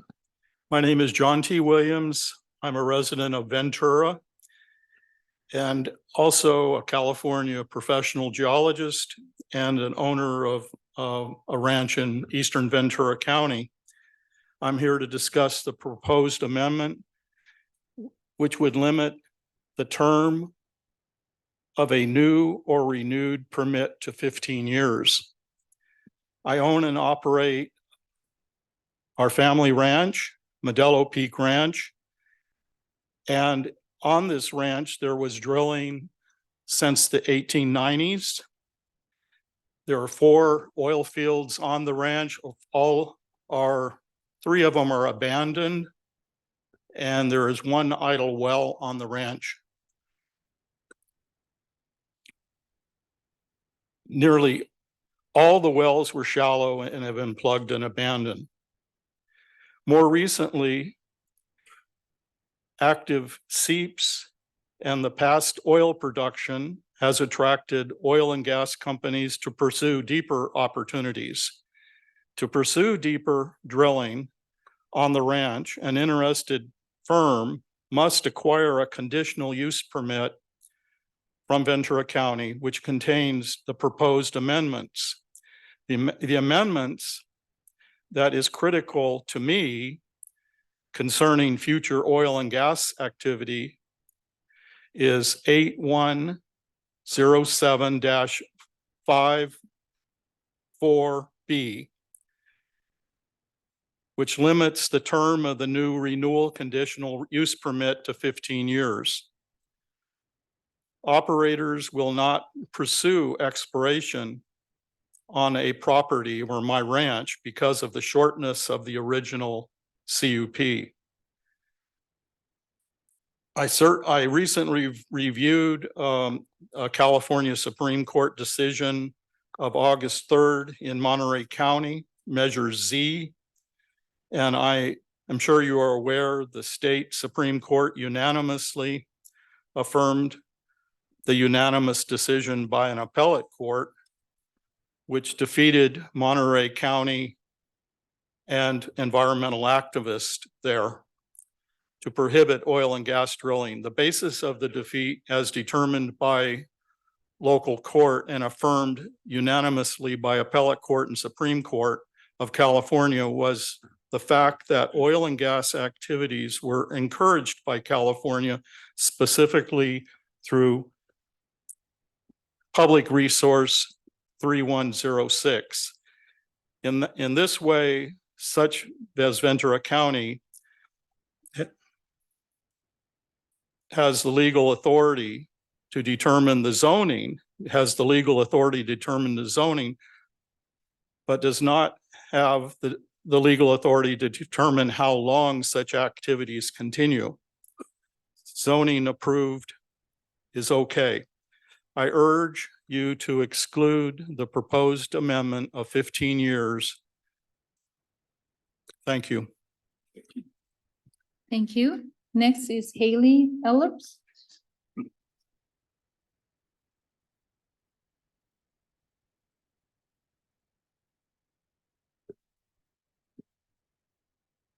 Hi, my name is Haley Ehlers, Director of Climate First Replacing Oil and Gas, or CFROG. We're a grassroots nonprofit fighting the climate crisis by helping to shape the transition away from fossil fuels to a carbon-free economy. And I'm very excited to be here today to talk to you about this exciting opportunity to protect our communities and taxpayers and hold polluters accountable. Since last August, when your commission unanimously approved these amendments for the second time, a lot has happened, reaffirming that this is the time to take action. We cannot wait any longer. First, I can think of at least 10 investigative journalism pieces highlighting the oil and gas infrastructure that has been left behind in California and how oil companies are using loopholes and tactics like bankruptcy to get out of cleanup. Second, hundreds of wells were identified by the state as orphaned and deserted in Ventura County, of which the taxpayers are already paying for the cleanup of dozens. And that was just the first round of identifying criteria. Third, Era Energy, the largest operator in Ventura County, was sold to a German assets management company group, so Exxon and Shell could avoid decommissioning costs. And lastly, we just closed out the hottest summer in Earth's history, thanks to the burning of fossil fuels. So if in this third consideration you have any reservation, please know that improving these bonding and insurance requirements is the right thing to do, and it must be done now. CFROG would like to thank planning staff, including Shelley Sussman and Director Ward, for the incredible amount of work and research that has gone into this proposal. We must also uplift the over 200 plus comments community members submitted who asked for strengthened amendments, namely a 10-year permit limit and increased caps on sureties to more accurately represent the resources needed to clean up a well throughout the 2022 hearings.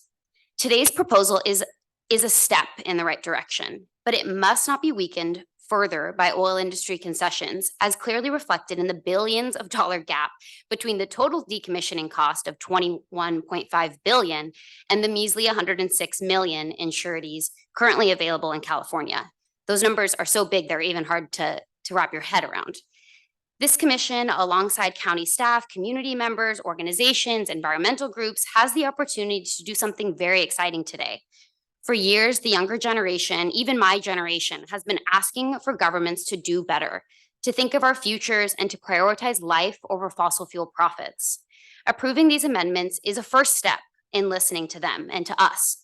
We urge you to approve these amendments and protect this responsible, lawful, and precedent-setting climate action from further industry concessions or delay.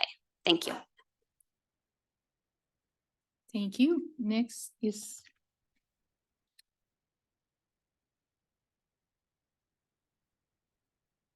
Mr. Alastair Coyne.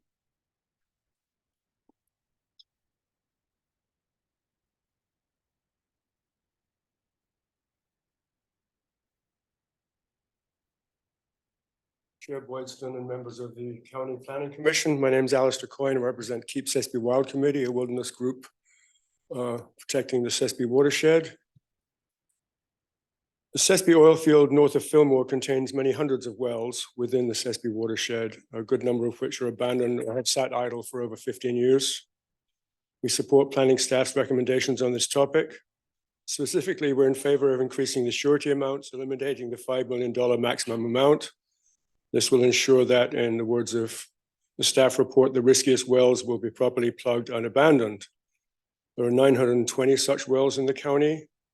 The state of California estimates it costs an average of $143,000 to plug each well. The state also says that Cal NRG alone owns 500 such wells in the county. A few years ago, an oil company abandoned 45 wells on the Oxnard Plain, and these are only being plugged now because CalGEM came in with state and federal money to do that. In the future, if an oil company abandons wells or goes bankrupt, that may not be available. So it's entirely possible that the county may have to be funding the capping of future abandoned oil wells. We also support decreasing the permit period for new well applications. Currently, it sits at 25 to 30 years. If we are still permitting new oil wells in coming decades, we should be helping doom our planet to uncontrollable global heating. Thank you. Thank you. Next is Julie Hensey, followed by Luis Lampara, and then Mark Wade.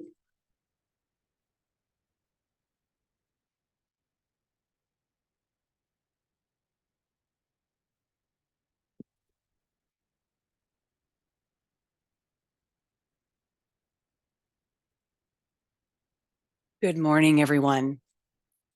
I'm Julie Hensey. I'm a resident of Ventura.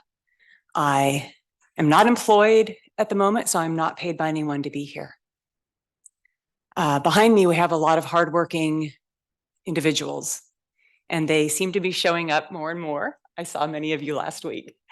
And I thank you for being here to support what's important to you. What I want to say is that I think we have a lot of common ground. Because we all ultimately want the same thing. We want health. The question is, who do we consider part of our family that we want to have good health for? So there was an experiment once on a college campus where they had the students ostensibly walk to another building to take part in filling out a survey. But the actual experiment was to observe their behavior on the way from building 1 to building 2. They had a person lying on a grass mound, holding their ankle, looking like they're in pain. Well, this experiment took place in Green Bay, home of the Packers. In one case, the person holding their ankle was wearing an NFL jersey. Then a day later, they resumed the experiment and the person on the hill was wearing a Packers jersey. And the following day, they were wearing a Vikings jersey. Depending on how the student felt about the person holding their ankle, they were more or less willing to help. And you can imagine that in Green Bay, the person wearing the Packers jersey got the most attention. The person wearing the Vikings jersey got the least. The point being that our perception of who is in our family and who we care about largely depends on our first impressions. In my view, all of us in this room are a family and we should care about each other. Everybody that lives in a frontline community is someone that we should care about. There is no limit or boundary to who I care about. And if that is true, and if we all were to accept that definition, we would not want anyone to be harmed by the oil industry. And if the oil industry is now starting to damage our planet to the point of no return because of carbon emissions, I ask the good men in this audience and those of you up here to be great.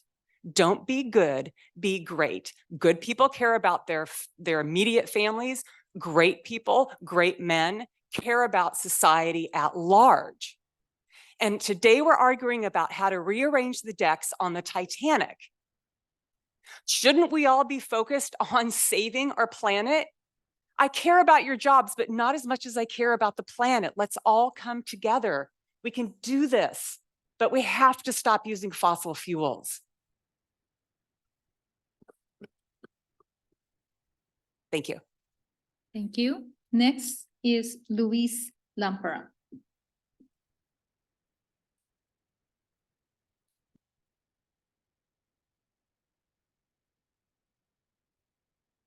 Good morning, Commissioners. Louise Lampera, Ventura County CoLab. You've heard many questions about the feasibility of what's proposed today, mostly centered around whether the insurance and bonding demanded by the county is even feasible. And, Commissioner McPhail, Commissioner Sandlin, you both understand how insurance has been for our farmers, for our property owners, especially over the last few years. So I want to point out another question that has not been answered in this process. Is there even a process that will allow the county to spend this money as indicated in the staff report? In 2022, during the hearings, both hearings, staff admitted that that the county has no ability to oversee downhole work, actual well abandonment. They can't direct it. They can't spend money directly on it. And staff's response to that issue was that they would simply send the bond money to CalGEM to pay for well abandonment. So unfortunately, this is California and this is government, and there is no simply. According to the state legislative budget analyst and the state auditor controller's office, both of whom I spoke with, there does not seem to be a legal process for the county to give CalGEM the money that they collect for downhole well abandonment. CalGEM, like all California agencies, and this is the information that I received, can only receive monies through specific processes and channels spelled out by the California legislature. And a check from Ventura County from the Oil Bond Fund does not appear to be one of them. Both state fiscal agencies I spoke with indicated that the only avenue for the county to give this money to the state may be to give it into the general fund, which means that neither the county nor CalGEM really will have any ability to say what the money would actually be spent for. And as we know with California and the general fund, the chance of it being spent specifically as indicated in the staff report for specific well abandonment in Ventura County, slim to none. Fiscal responsibility demands that this question be answered before a single dollar is collected. We have to confirm that there's a legal pathway for this money that the county proposes to collect to actually be spent as the staff report intends. This is not ready. There are many questions that still need to be researched. I urge your commission to tell the staff to go back, do more thorough research, address questions like this, and present a thorough and well thought out plan. Thank you. Thank you. Last but not the least, Mr. Mark Wade.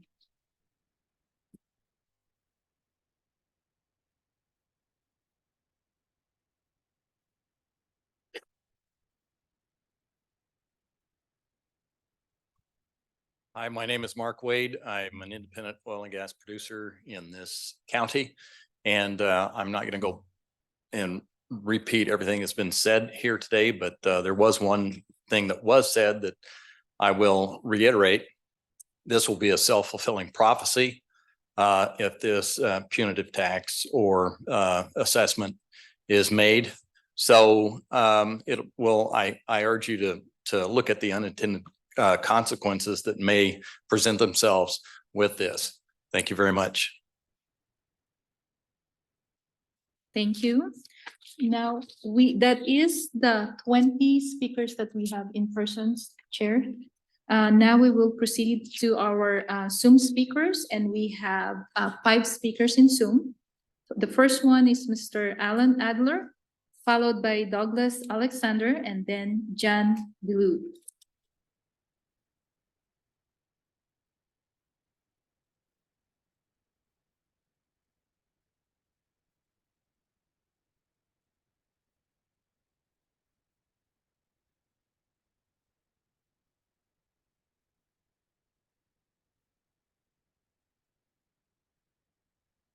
Mr. Adler, you're up. Can you hear me? Yes. Can y'all hear me? Hello? Yes, we can. Okay, I'll Proceed. start. Good morning, Chair, Madam Vice Chair, Commissioner, and staff. Al Adler, ABA Energy. In January, APCD ran a new air study from our facilities to the closest edge of the Lemonwood Tract for a ZC hearing. These results were verified by APCD at the hearing. Every reading at the edge of Lemonwood was not only below a de minimis reading of 1, but all were actually below 0.36. These included cancer, chronic and acute breathing risks. Lemonwood is not a disadvantaged community presently, but San Pedro is. And a large reason for this is air quality due to the dirty fuel burned daily by oil tankers. California consumption is rising, production is falling, so imports keep rising, causing San Pedro, who handles oil imports to our hypocritical state, to have nearly the worst air quality in California. San Pedro has 55% people of color. So why is it that the lungs of the people of color in San Pedro are less important than the people of Lemonwood, where air quality is drastically better and is unaffected by oil production? It's the burning of gasoline from cars and barges that affects air quality, not California oil production. By the way, your 2040 GPU, FEIR, and the state SB4 EIR both came to the exact same conclusion. A real-world suggestion we made in the last meeting was that proposed zoning amendments should reflect each operator's historical performance and provide discretion to the planning staff to do so. ABA should not have to bear the burden of prior bad actors. Another key point was made that for 3 decades, ABA has received abandonment bids where the value of our equipment was used by the bidder to greatly reduce or even eliminate the cash portion of ABA's abandonment bill. We again ask that you consider this often used real-world solution.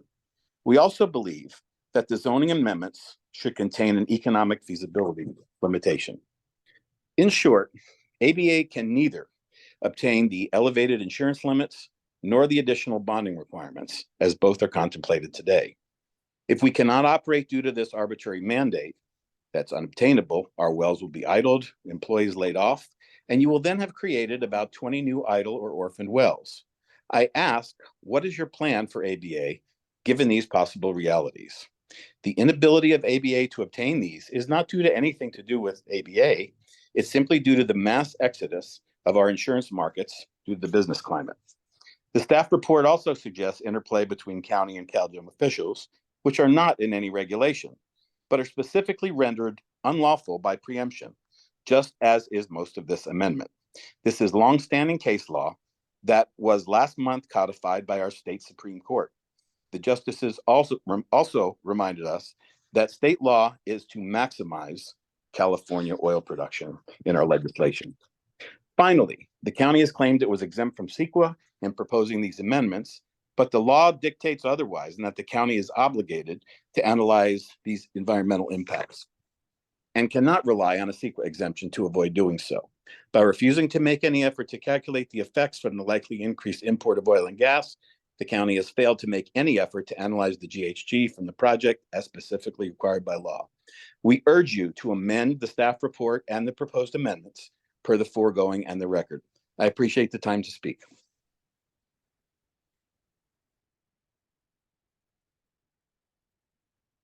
Next is Mr.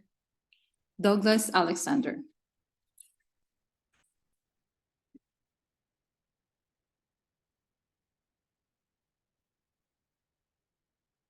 Thank you very much. In my limited time, I want to address questions raised by Commissioner Kessley and Commissioner Sandler.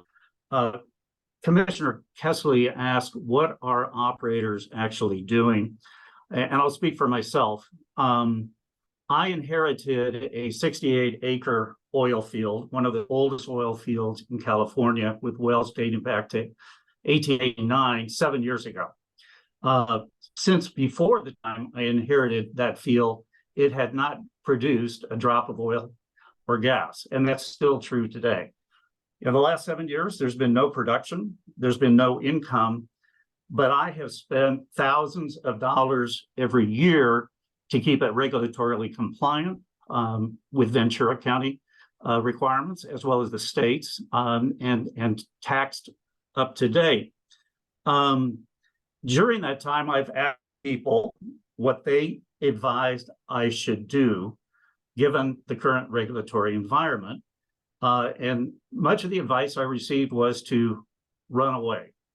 Just throw in the keys, turn back the property to the state, allow the state to pay for the wells to be orphaned, or correct orphan wells. But I resolved not to do that. I did not run away. I'm not running away. I'm currently working with a local contractor, Billy Gaddy, who's in the audience with his wife, Mandy. If you two would give away, appreciate it. They've been clearing the roads, cleaning up the property in preparation for my abandoning all 16 wells, which I'm currently engaged in the process of doing. Turning to Commissioner Sandlin's question, asking about surety bonds, I reached out to a surety outfit, and they said to get a bond, I would first need to provide a balance sheet of a 22 audit, an income balance sheet for 2023 with an income statement and cash flow statement. Those statements would show that I have zero income. And yet just this year alone, I have, in terms of cash flow, paid $80,000 to get the property prepared for abandonment. At this point, under the surety requirement, that would break my back in terms of abandoning these wells. And so at a minimum, I would ask that there be exceptions for an operator like me, who is dedicated to abandoning all of those wells. I hope to be back before this commission at some point with a plan to put it to an environmentally beneficial use, but I need that exception. Thank you for your time. Thank you. Next is Mr. John Belud, followed by Steve Nash, and then Tracy Huckler.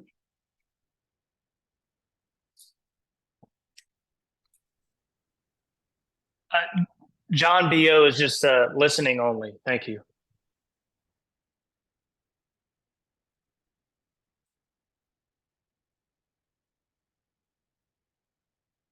Okay, the next one is Mr. Steve Nash.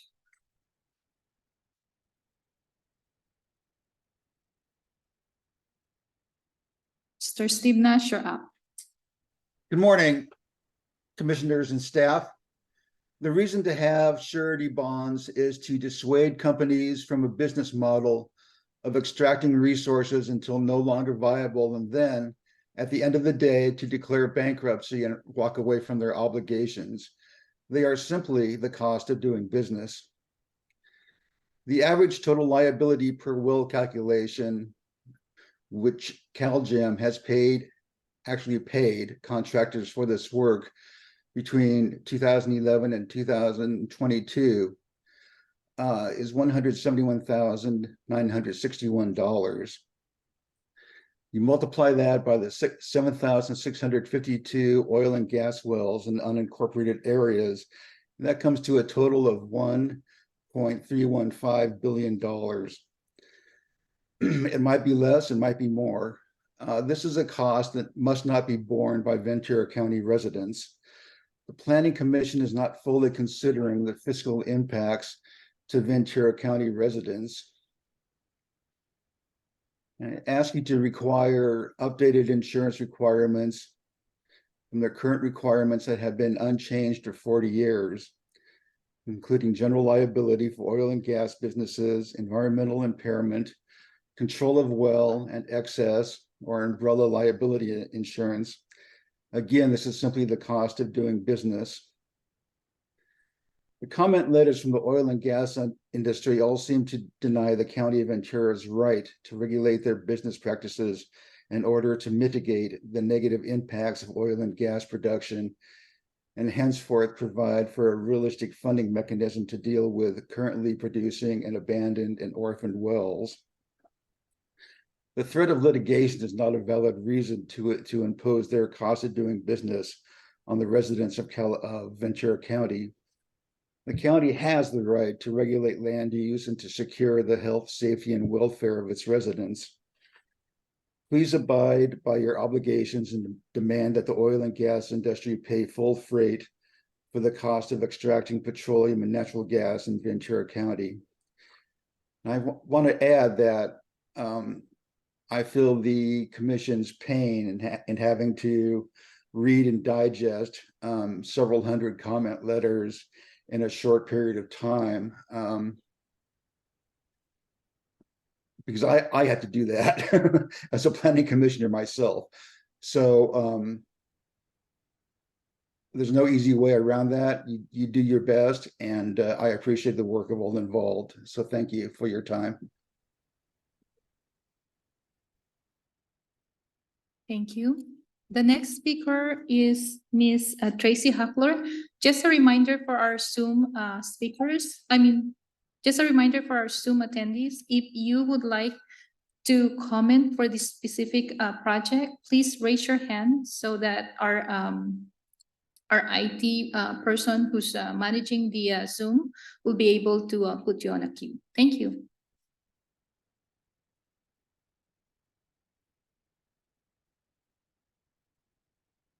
Ms. Tracy, you're up.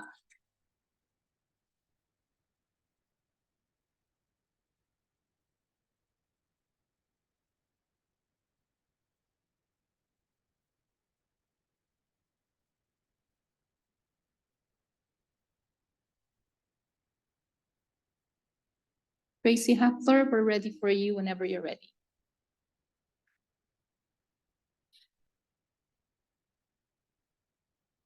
Why don't we come back to her? Okay.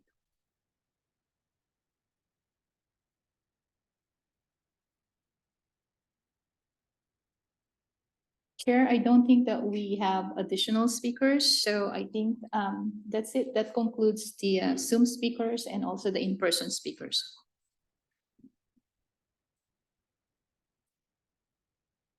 I spoke too soon. Okay. There's one more. His name is Michael Nelson.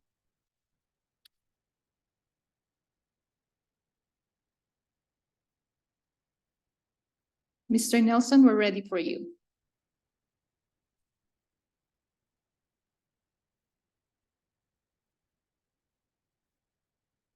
And you're on mute. There you go. Yes. Good morning, commissioners and staff. My name is Mike Nelson, and I live in Santa Paula. I'm a petroleum geologist, and I've worked in the oil business in Ventura County since 1977. And I know how much effort that Ventura County oil producers make to ensure that oil is produced in a responsible and safe way right here for us in Ventura County. And we have certainly one of the most regulated oil production areas of the world in California. Ventura County needs oil and gas production. Every barrel of oil that's not produced in Ventura County has to be shipped through the coastline from countries around the world. And these are countries like Ecuador, Saudi Arabia, Iraq, Colombia. And these are countries which have poor environmental records and controls on their oil production, unlike California. I think it's simply unethical for Ventura County to be importing oil from countries with such poor environmental records in their oil and gas production, but that's what we're doing right now. We have the ability to produce all the oil that we need in Ventura County, right here in Ventura County. And we do it under the strictest environmental standards. Producing the oil that we need right here in Ventura County gives us energy security. And oil that we produce here in Ventura County cannot be cut off by foreign countries. Right now, Ventura County only produces 60% of the oil it consumes. 40% has to be brought in from foreign countries. The Ventura County needs to replace this foreign oil with locally produced oil. Why should we import oil and send about $350 million a year to countries to buy oil that are not friendly to us? It just doesn't make sense. We need to produce oil right here in Ventura County where we can provide good paying jobs for county residents and generate important tax revenue for the county. These surety and insurance requirements will put oil companies and their suppliers out of business and put people out of work in Ventura County. All the speakers have indicated that that's what's going to happen. Companies are going to go bankrupt. Oil workers will be laid off, and there'll be many, many more orphan wells because of this. It's completely unnecessary. Please reject this increase in bond and insurance requirements for Ventura County oil and gas operators. Instead, let the oil and gas operators in Ventura County and their workers produce more of the oil and gas we need right here in Ventura County. Thank you. Chair and Commissioners, that is our last speaker for Zoom. Did we want to see if Tracy's still around? She isn't. Okay. All right. Any question from commissioners for anyone that is given public testimony? Are there any questions? Ladies first. Vice Chair. I have a question for I think we had a gentleman who's the CFO of Cal Energy.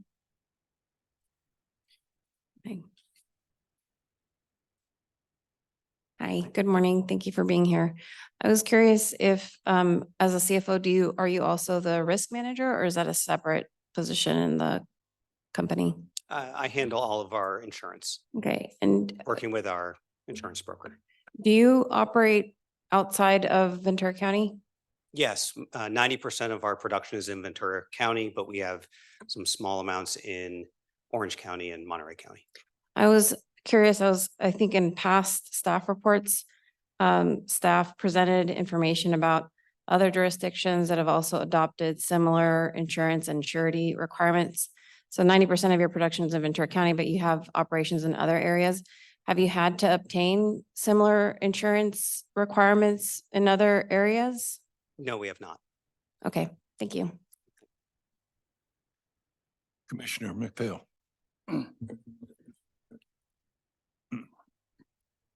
The county received before yesterday 150 letters. We received last night 341 letters, which is 491 letters, which is fine. But out of the 341 yesterday, only 4 were original. All the rest were form letters, which means 336 of them came from 7 email addresses with a different person supposedly signing that letter with no signature, just their name and address. So my question is there anybody here from advocate4.me?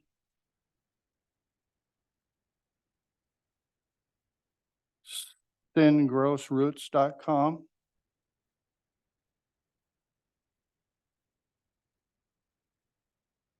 grassdelivery.com?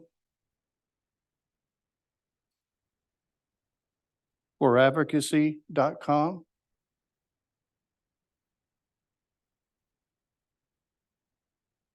advocacymessages.com? p2a.co7?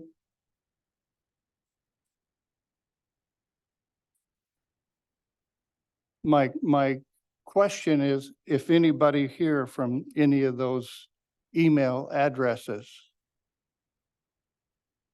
I hear none. So my problem with that is,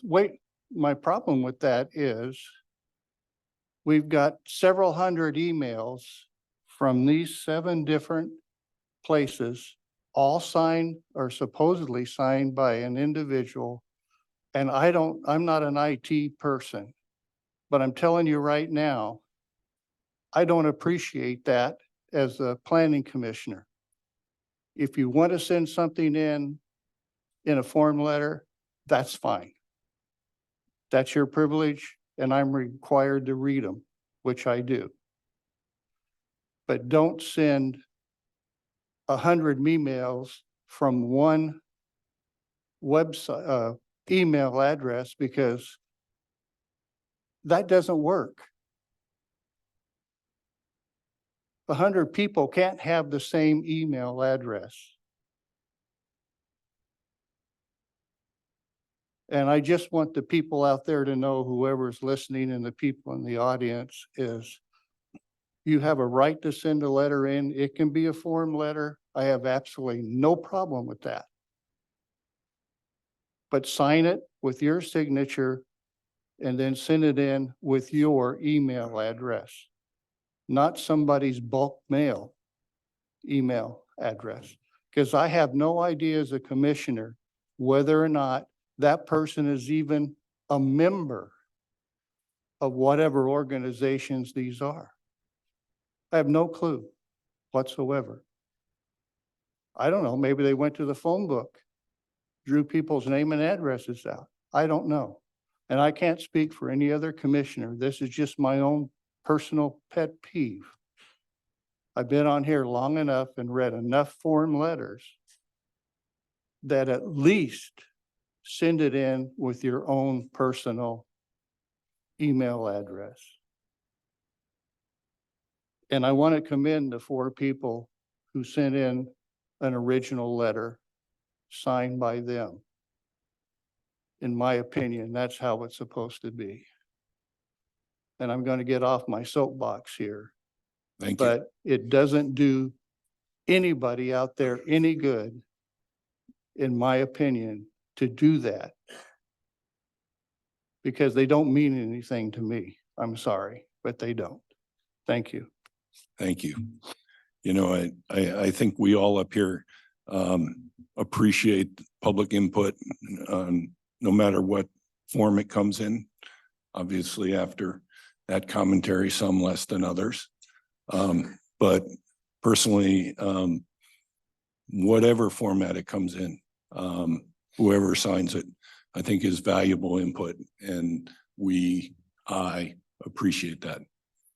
So having said that, any other questions for public speakers? Seeing none.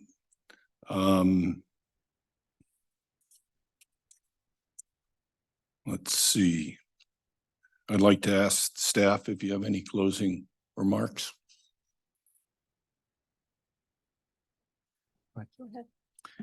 Thank you, Chair Boydston. Yes, staff does have a few responses on the comments that we heard today, and we appreciate all the public discourse and comments provided. So Ms. Sussman will start that, and some others will provide other responses. Thank you, Chair Boydston and commissioners and everybody who commented.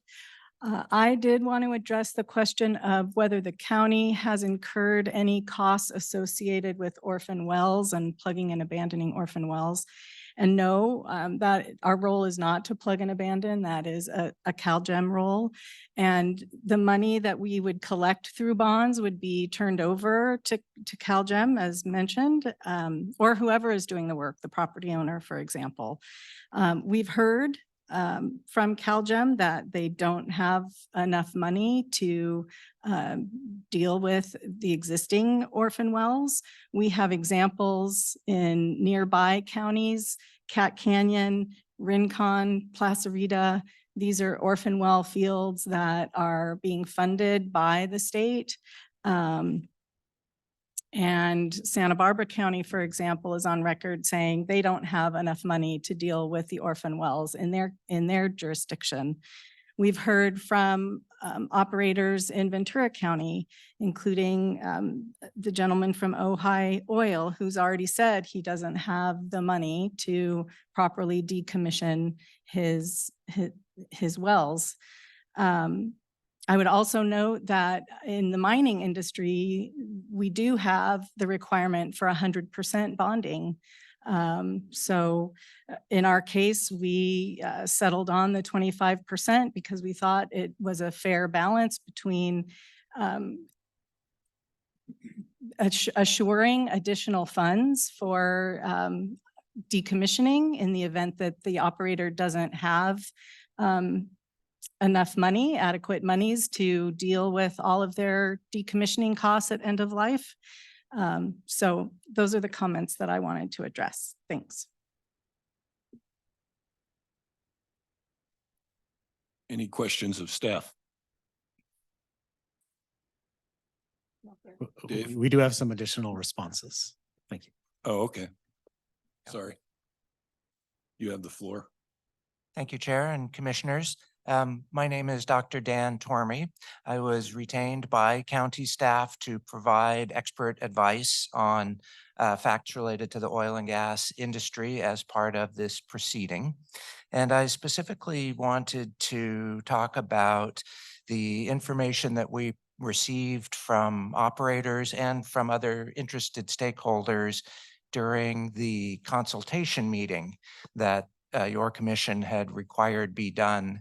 This meeting was held at the end of last year. I facilitated the meeting, and I can tell you that we received a lot of very good information from the operators, very similar to what we've been hearing today. And I just wanted to assure you that the county staff did take that information into account, and we did subsequent fact finding to respond to what we heard. With respect to insurance, we spoke to brokers and experts in the energy insurance industry. As a result of that further information that we obtained after this consultation meeting, we determined that the coverage levels that were in the 2022 proposal, it would be appropriate to lower those while still obtaining the amount of protection that the county needs for or was desirous of in increasing the insurance amounts from 1983. So in summary, compared to what was in 2022, we lowered that amount, but the amount was still higher than 1983, as was the Board of Supervisors' direction. One element that I wanted to specifically speak to is the environmental impairment insurance. It's also I think one of the speakers called it the gradual insurance that has to do with insurance for long-term contamination that can build up over the life of the use of this equipment, and it's not discovered until the time of decommissioning. And in discussing that, county staff determined that that was still appropriate to maintain, but again, at a lower level than was initially proposed in 2022. With respect to the bonding, the consultation that I mentioned with providers of both insurance and sureties that we did included also consultation with CalGEM, who does have surety requirements of their own. And this was a subject of discussion during the consultation we had with operators too. So it became a focus of more fact finding after that meeting. And the finding was that CalGEM has now taken over more of the restoration, surface restoration liabilities than they had in the past. And as a result of that, plus our discussion with experts in the field, the amount of surety was substantially reduced compared to what was in the 2022 proposal. The amount that the sureties provide for is still higher than the $10,000 per well that was required by the county in 1983. But in our view, it still balances providing the additional protection to what appears to be a large unfunded liability at the state with the state actions that they're taking now. kind of a final remark in our finding of speaking to experts in the industry is that there's a significant difference in their willingness to provide sureties and insurance and the actual amounts of premiums or collateral or other specific financial elements of it. Those are things that all of the experts we spoke to would not provide us significant information on that because it is so site specific. So I just wanted to point that out as another finding. I don't think it's come out, but there's a lot of speak of generalities, which are true. But then getting to the specifics, it comes to the specific aspects of the entity that is seeking either a surety or a bond. So I just wanted to share some of those facts that we had determined that came about subsequent to the interaction we had with the operators and other stakeholders at the fact-finding and consultation that your commission required be done. Thank you. Mr. Chair. We'll have questions Okay. in a minute. huh? We'll have questions in a minute after they're done. Thank you, Chair Boydston, and thank you, Dr. Torme. Just one last response. You did hear quite a few of the operators, including their workers, talking about the efforts that they are currently undertaking to address idle wells, and specifics about the amount of money, the time frame that they're working under, the references to working with CalGEM in their idle well management plans, items that they need to work with on the state and how they go about addressing statewide their idle wells. That doesn't necessarily mean Ventura County. They need to be working with the state on how they're going to reduce their idle wells through the assets that they have statewide. We appreciate that. We've had discussions about what they're working on. They've shared that with us. We've tracked it with CalGEM. Ms. Sussman has done recent analysis on where they're at in reducing their idle wells in the next duration of time. Those are all positive endeavors. We support that. There is a commonality of a goal there between what the county is seeking in our ordinances and what the oil operators are doing themselves as responsible operators. And I do consider you all responsible operators. There's unfunded liability statewide for all the oil wells in the state. That's the information that's been shared with staff. We've had discussions with CalGEM staff, both before we came to the commission in the summer of 2022, and we've continued those conversations since, even with new administrative staff at CalGEM. They've looked at our ordinance. They've looked at the revisions that we made. CalGEM's been in support of what the county is proposing in the sense that it's addressing more financial assurities to address with idle wells and how to address proper plugging and abandonment. So in the big picture, that's what the ordinances are trying to address. Yes, we chose the 25% as a staff determination on how to achieve that based upon comments that we heard from the stakeholders and moving us forward from where we currently are at $10,000 per well or per operation of oil field. So that's where we landed on the 25%. That could be adjusted one way or another, but that's where we found that that was an appropriate way to fold that in. But ultimately, the responsibility for the oil and gas operations and proper plugging and abandonment is not a county obligation.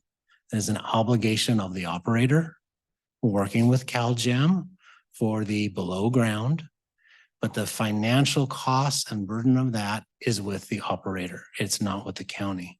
Our regulations are designed to address public health, safety, and welfare, craft the ability to allow for the provisions of having adequate funding to provide for that operator, ensuring that they can move forward and do the proper plugging and abandonment, or working with CalGEM to use those dollars, or the property owner, who ultimately has responsibilities as well. If they don't have the financial wherewithal, these monies would be used and available to do that. So that's the bigger picture of what the ordinance are trying to achieve. I do appreciate again all the public comment we've received, multiple years working on these regulations. They are important. I think your commission's view about how we've addressed them is important to hear. And so we look forward to answering any questions you may have. Thank you. Questions? Commissioner McPhail. Yeah, I need a clarification here from the doctor. Everyone that spoke against the ordinance today talked about 100% surety they would have to put up. I need a clarification. The surety bond people that you talked to said that they would do it for 25%. Is that what I'm hearing that you said? I don't want to put words in your mouth, but is that what you're saying? Thank you for that question, Commissioner McPhail, because I wanted, that is not what I said. It was that the information that we were able to obtain from both bonding and insurance experts was that these instruments are available and that the specific amounts of either premiums for insurance or collateral for sureties were determined on a property specific level. And in the outreach that I did, I wasn't the only one doing outreach, but in the outreach I did, none of the experts in insurance or in sureties would give me a quote. Okay, thank you. And I have one question for County Council. I think we have all read in the paper that, and you may not be able to give me an answer because I guess it's still in negotiation. The resolution between the county and the oil industry, is that still ongoing, or does those negotiations reflect what the ordinance is proposed today? Thank you for the question. So the county has executed a settlement agreement with oil industry petitioners on the general plan litigation. That has to do with general plan policies. That is a completely different project and effort than what's before your commission today. Okay, thank you. Any other questions of staff? Vice Chair? I just had a follow-up question for staff about whether the CEO Risk Management Office, or did staff consult them again on the proposed changes, and was there a position offered on the decrease in insurance coverage? Chair Boydston and Commissioner Garcia, there was no additional comments from the CEO Risk Management. Okay, thank you. Commissioner Sandler. I have a question for County Council. We had some testimony here from a lady that said that even if we enact this ordinance and we collect this money, our way is to give it to CalGEM to fix the wells. Is there certainty from a legal standpoint for Ventura County, the money generated from Ventura County would be used for the wells specifically in Ventura County? And is there any documentation from CalGEM that confirms that? Commissioner Sandlin, thank you for that question. That comment was the first I've heard, and I was actually quite surprised to hear the claim that the money the county collects cannot be used for Ventura County wells. That certainly wasn't expressed to us any of the multiple times we conferred with CalGEM on this project. Your question, do I have documentation refuting that? No, because that was the first I heard of it today. It's certainly something I'll look into. I'm skeptical of the claim, and I think I view it as a legal or contracting detail. I am confident that the money collected will be able to be used for helping abandoned wells in Ventura County. I'm not 100% certain because, like I said, I'd never heard that assertion before. It's definitely something I'll look into, but legally, I'm skeptical of the assertion. Does does anybody in the county have any documentation or history of CalGEM receiving any money from any county where that money went back to the county specifically for a project? Yeah, it's been several years, but my recollection is that we did provide CalGEM with a $10,000 well abandonment bond to help CalGEM abandon wells in the Simi Valley area. I would have to go back. Like I said, it's been several years, but that's my recollection that we did do that. And these were wells that a small operator orphaned next to a resident. And so it was a longstanding issue. So CalGEM came in, but my recollection is again that yes, the county did provide that modest sum to CalGEM to help abandon the wells there. And that money that was provided was specifically for that and came back specifically for that well in Simi Valley. Correct. And I think just another comment from the doctor that being in the insurance industry and the surety industry, if you can't get a quote, there is no quote usually because it's not viable for a carrier or a surety to be able to accept that risk. And so I've seen a couple times they've got to have 100% cash equivalent for this surety, and it just doesn't make sense. So if we don't have anything that's not 100% cash, I couldn't support that ordinance. And just for a clarification, we one alternative for a surety is 100% cash. We're not requiring companies obtain bonds. I know there's uncertainty about collateral that would be required to obtain the required surety if someone does have to post a bond, but it's always an option for an operator to provide a letter of credit or a cash surety. We're not requiring people to acquire bonds. And I know it's still a policy issue. You know, is 25% economically feasible for the industry? I realize that, but I just want to clarify that we're not requiring procurement of bonds. Cash sureties are an option. Thank you, counsel. And I think for now, that's all my comments. Any other questions? I have a question. So, and it's more a curiosity. So if you asking the insurance and bonding industry for quotes to sort of validate where your research is, and their response is, no, it's too site specific and operator specific. The question comes to mind, we have a CUP process, so which is very specific, you know, per project. Could not, or was it investigated whether bonding and insurance requirements could be part of the CUP process so it was specific to the site and to the operator? Was that looked at instead of doing a sort of blanket approach?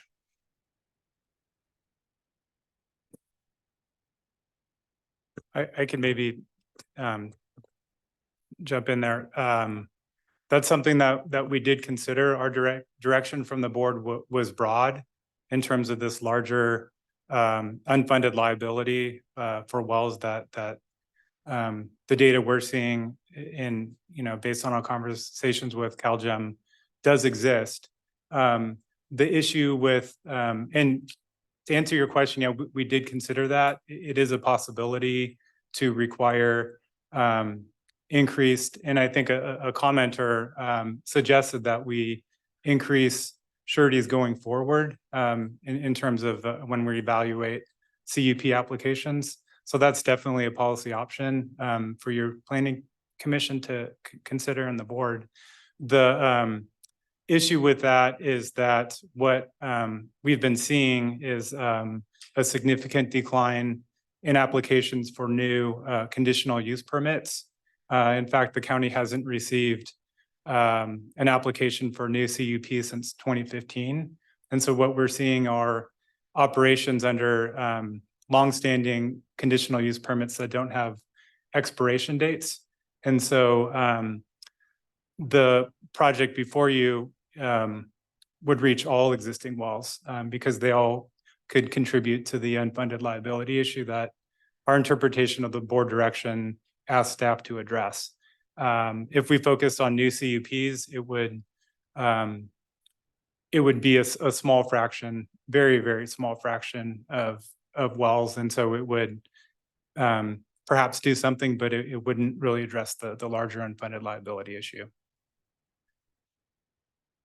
Okay, so you seem to be penalizing potentially the people that are doing a good job with the people that are running off.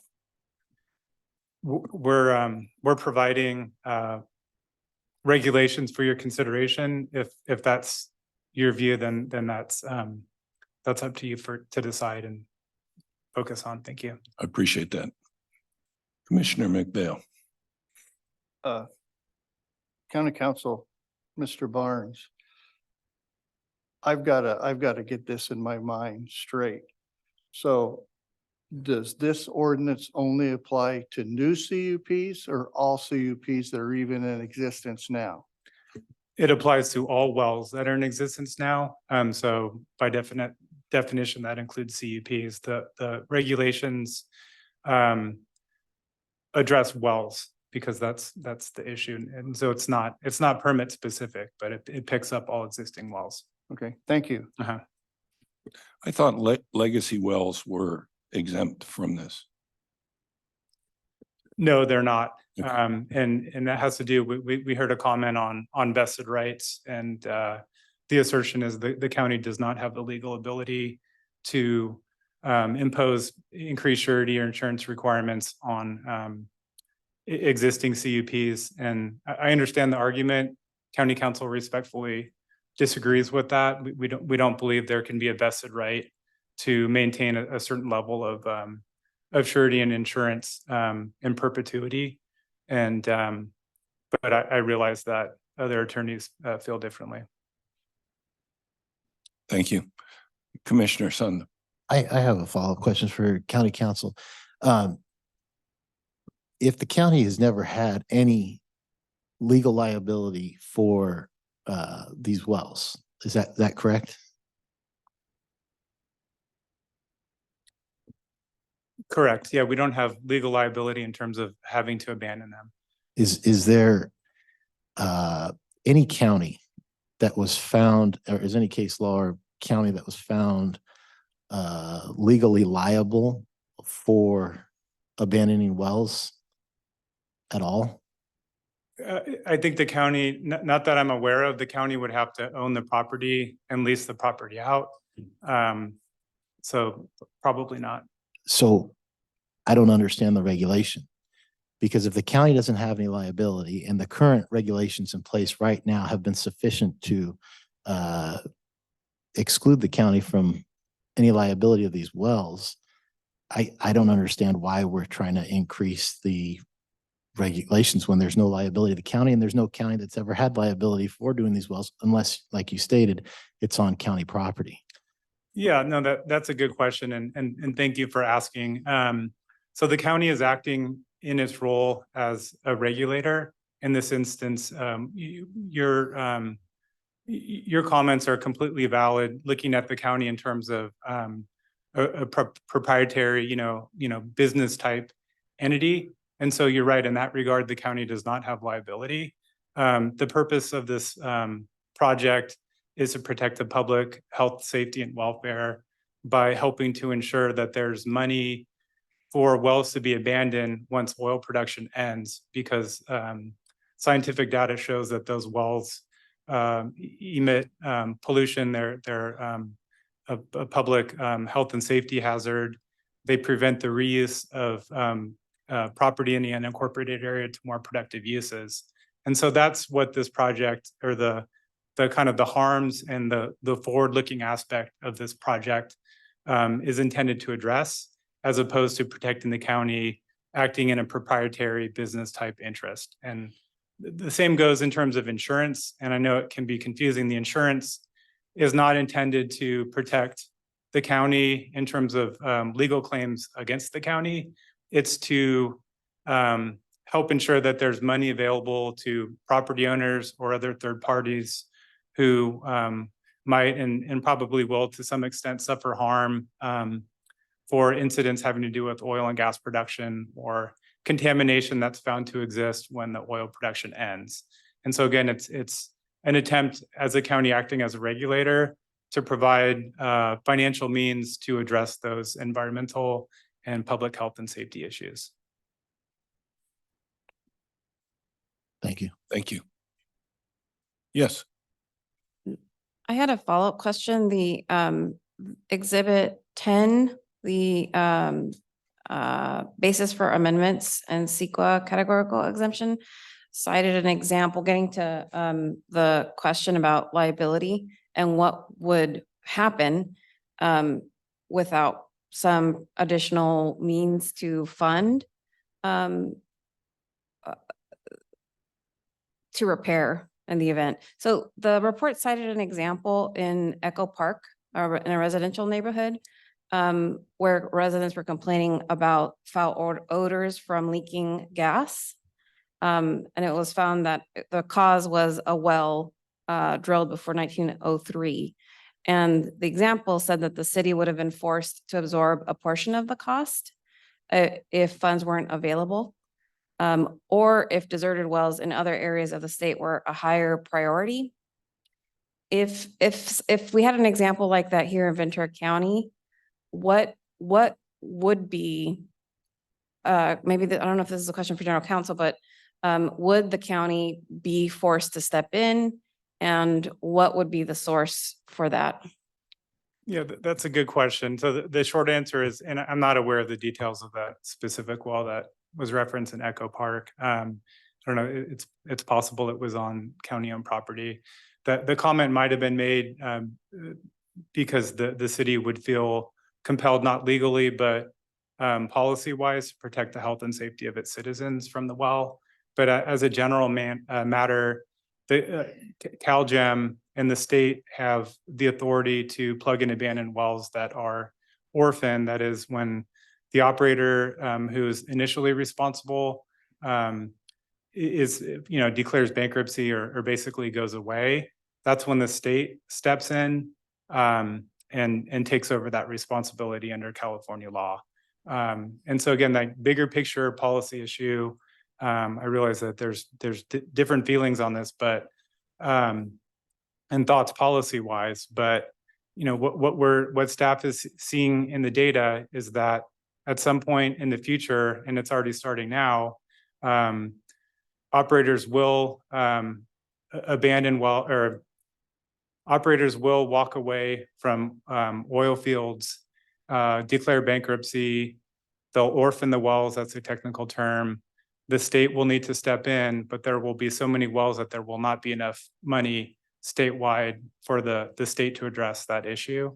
And so the policy objective of this surety component of this project is to provide more funding to address those wells in Ventura County to make sure that they're properly plugged and abandoned to protect public health, safety, and welfare. Thank you. Commissioner Garcia, if I could just provide a point of clarification to the example that you cited. That was drawn from a report by the city of Los Angeles. They were looking at many of the same issues that we are discussing today.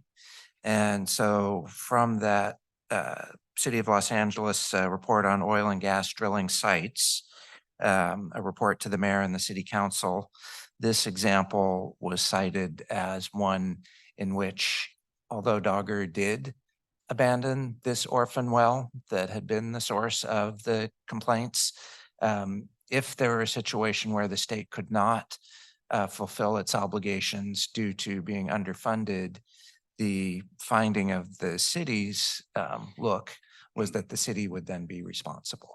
So that's just a clarification of where it came from and what it was saying. Thank you.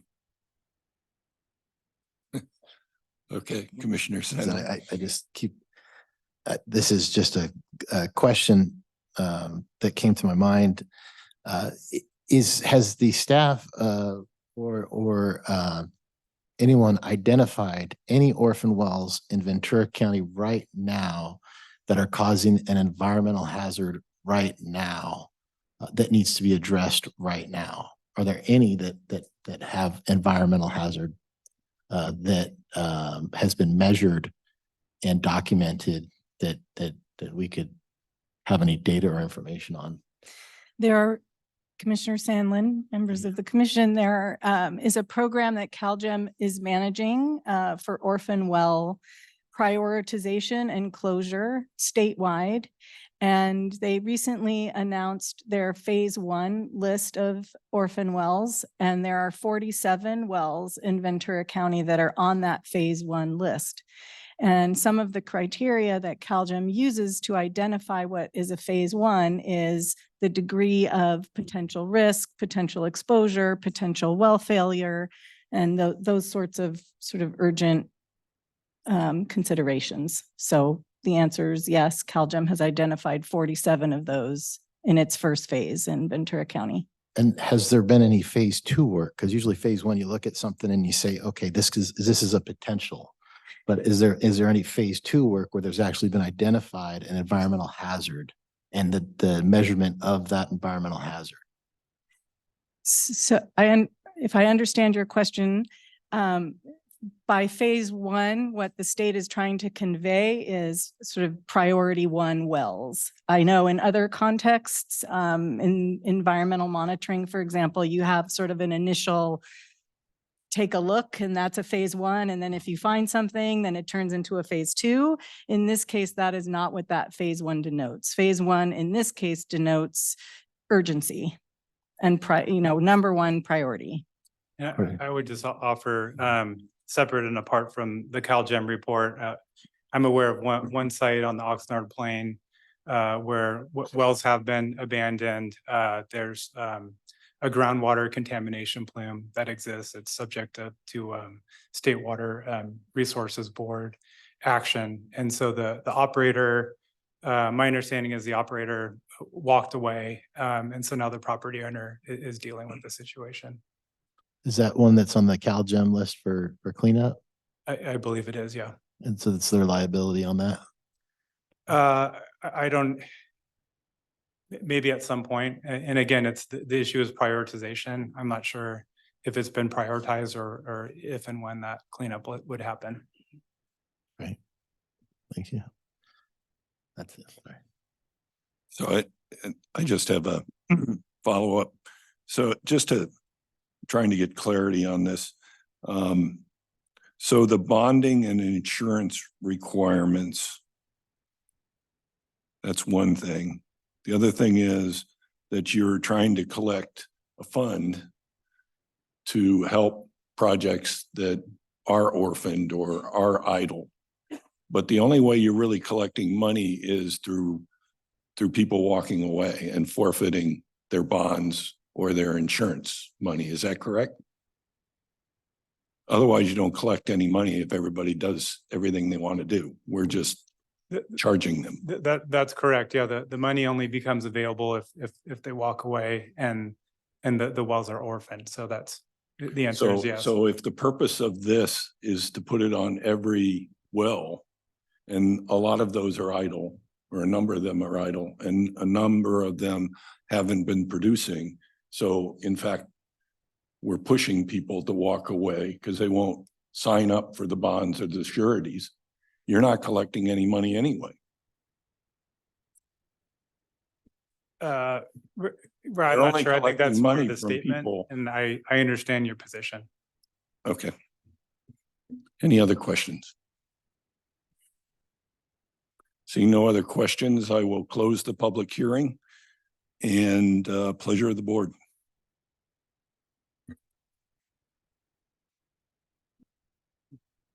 Go ahead. Commissioner Kessley.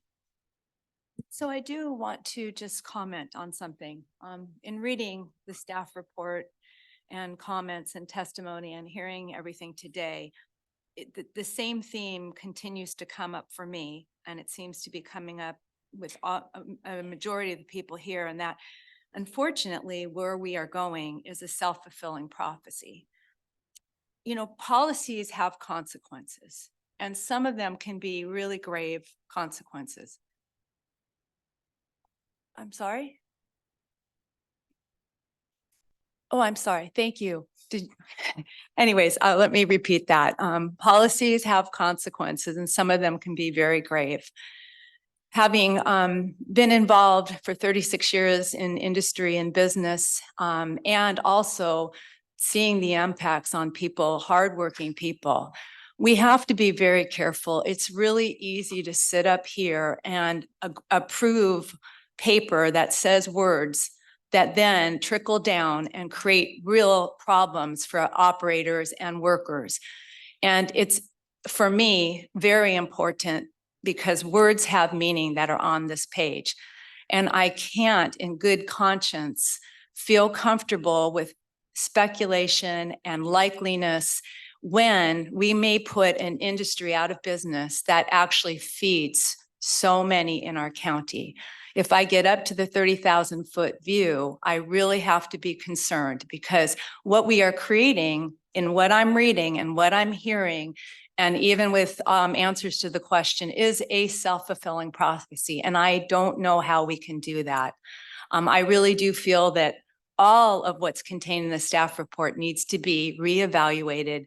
And I think that I have to support that we send it back for them to continue to do that, because I just can't walk away from here knowing that I have impacted so many lives without having a clear understanding of what I'm doing.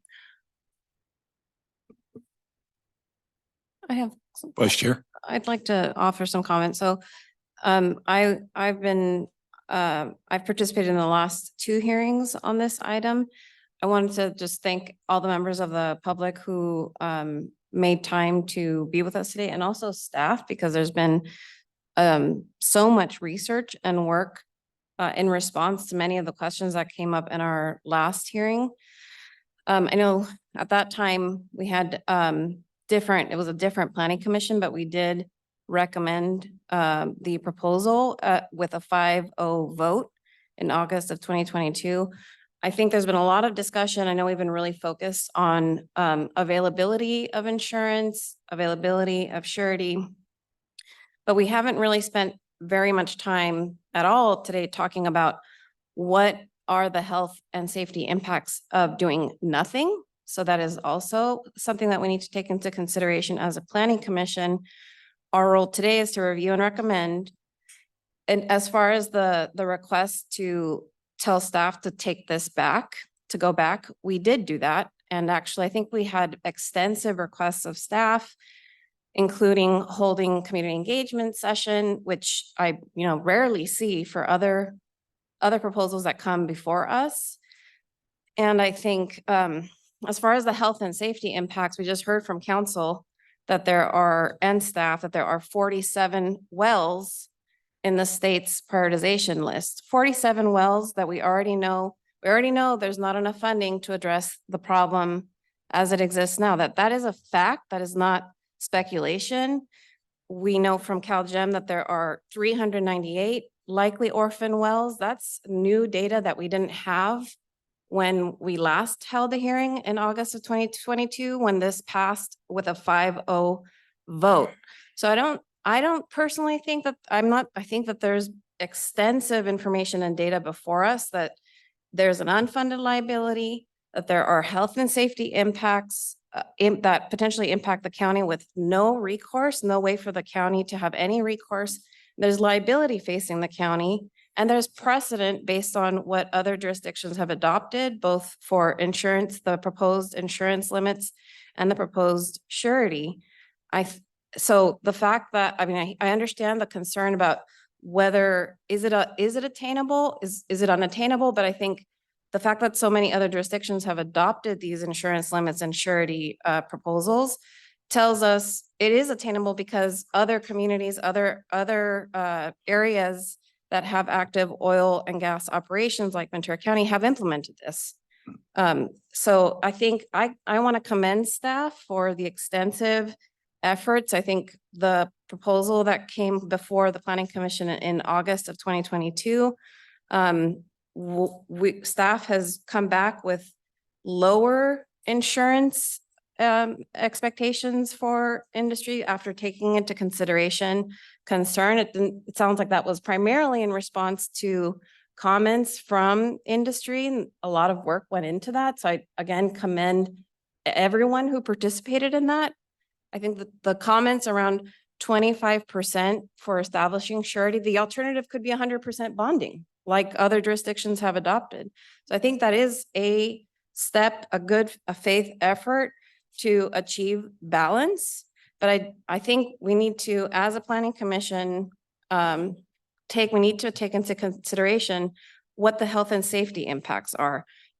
Because that doing nothing, so to Chair Boydston's comments, the fact that if we recommend to the board that we adopt this, there may very well be some that continue to walk away from the wells, but at least we'll have measures in place to have some surety, some assurance for those good actors, to know that there will be some additional resources there, because we already know that there aren't enough resources at the state level to address our problems. So this is about Ventura County controlling our own destiny. There's so many other resources at the state level. They don't always reach us. They don't always reach us in Ventura County. So this is about taking actions to ensure that our future, the health and safety of our public here in Ventura County is protected for the future. So that's my position. Commissioner McPhail. First, I'd like to apologize for getting on my soapbox. It was probably inappropriate, and I apologize for that. I still feel that it's very, very important that people who are interested in an issue to send in their comments. Absolutely. And so I apologize for that. One of the things that a couple of things I have to agree with Commissioner Garcia is back in August of 22, we did have a 5-0 vote, but we put a lot of caveats on that 5-0 vote for staff to bring things back to us. And I totally agree with her as far as the health and safety concerns. I live in a community of Santa Paula that's 80% Hispanic or people of color. I consider that a disadvantaged community along with Fillmore and Piru.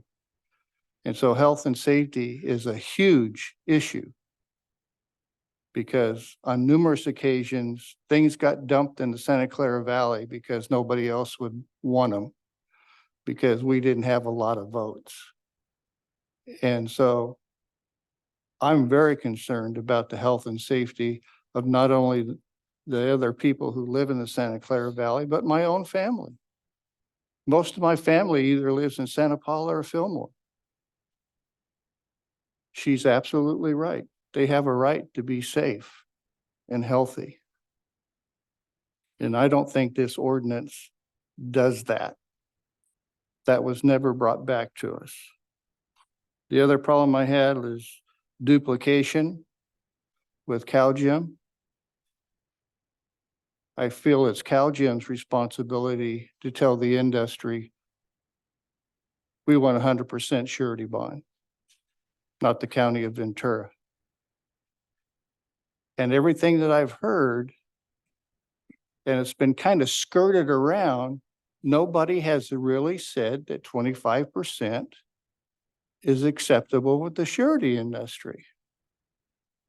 And I would like some documentation to come back to this commission stating that this company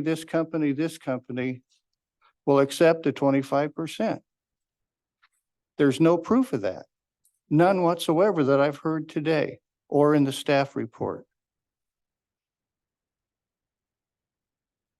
Plus, the county collecting money would be a pass-through to CalGEM, or basically the state of California. If that is true, that it would have to go into the general fund, I'm totally not in favor of that. Because if we're going to collect money from the citizens of Ventura County, it should be used for the citizens of Ventura County, not Bakersfield or LA or Santa Barbara County or anywhere else. Because that's a heck of a lot of money. And in my previous life, I've had a lot of experience with the state. And if they get their hands on some money, there is absolutely no guarantee that it's going to be used for what it was supposed to be used for. So I'd like to have some kind of insurance that if indeed we can pass that through money to directly to CalGEM, I'd like to see something in writing that says, yes, this money will only be used in Ventura County. I have friends in all these other counties that I mentioned. But it's their responsibility to do what we're trying to do here, not ours to pay for somebody else. So I'd like for those things to come back to us because I'm really hesitant to pass this ordinance today with the lack of information that I have as an individual. Thank you. Thank you. And I'm sorry to interrupt, and I respect your deliberation. I just want to clarify the process and your commission's role. Your commission's role is to provide a recommendation to the Board of Supervisors. And last year, that's what you did. Staff brought the ordinances back today because we made changes. But so your role today is to make recommendations to the Board of Supervisors, whether to for the board to approve, not to approve, or to approve with changes. And so I just wanted to clarify that in terms of your deliberations and your recommendation. Thank you. Commissioner. I want to agree with my commissioners Garcia and McPhail and Kessley, that the health and well-being of the county is the utmost important for our citizens of this county. And the regulations that are in place should truly affect the health and well-being of the citizens of the county. And I just don't believe that this ordinance does that. I think all this ordinance does is tax the operator, period. That if you look through all the stuff that's going on here and all the testimony today, it's really putting a tax on the operator that truly won't, we don't even have the information today to know if that money will even come back to Ventura County to be able to affect the health and well-being of Ventura County. You cited a cleanup on the Oxnard Plain that's affected groundwater. That's got to be costing in the millions of dollars. So even if you increase to 43,000 or the tax of 25%, it's dropping the bucket. What we should do is promote responsible drilling and responsible energy development, more solar, more wind, and proper drilling for oil and gas. This regulation does not do that. And I can't support this regulation. I would be in denial of this regulation as it is today. If we're supposed to give a recommendation to the supervisors, mine would be denial. I just, as Commissioner McPhail said, we're sitting here taxing businesses in Ventura County to give to the state of California general fund. I just can't do that. I don't, it's not ethically correct for the businesses in Ventura County or even the citizens that are expecting that money to come back to help them with their health and welfare in this county. So that's my position on this ordinance. I would deny it. And I'll leave the other comments up to my commissioners. I guess it's my turn now. I was on the board when we voted last year, and there were a lot of questions. There were a lot of questions on fairness and the numbers themselves. I go through this hearing and I still have questions on the numbers and the insurance industry and the bonding industry. I know have changed a lot since last year. And I think you've tried to sort of create the balance, knowing that it's changing. But the thing about the insurance and bonding industry, it is very specific. And requirements are different wildly, depending on who the operator is, their history, the history of the site. So I'm not sure that I support the blanket approach. I know maybe it came from the board, but it seems to me that the method of using bonding and insurance as a funding mechanism to close wells that nobody's responsible for isn't a stable funding source. I wish it were, but it's based on the premise that people have to go out of business, that the business needs to shut down in order to have access to that money. And so I think, well, we want a lot of money in the fund because we want to close all these wells that nobody's dealing with that are dangerous. But yet in order to do that, we need people to go out of business. So I'm all for having a funding source. I'm just not sure that this is the right funding source or the way to do it. If I had a recommendation to the Board of Supervisors, it would be to investigate other funding sources to accomplish the policy. And I think that's where I sort of stand on this. I do not believe that we have or should have a policy or an ordinance that tries to that the only way to fund it is to put people out of business or have them walk away. So those would be my comments. I think it is still a good idea coming from last year, but things have changed. And I think we need to investigate other methods of funding, how we get there, how we make the policy work.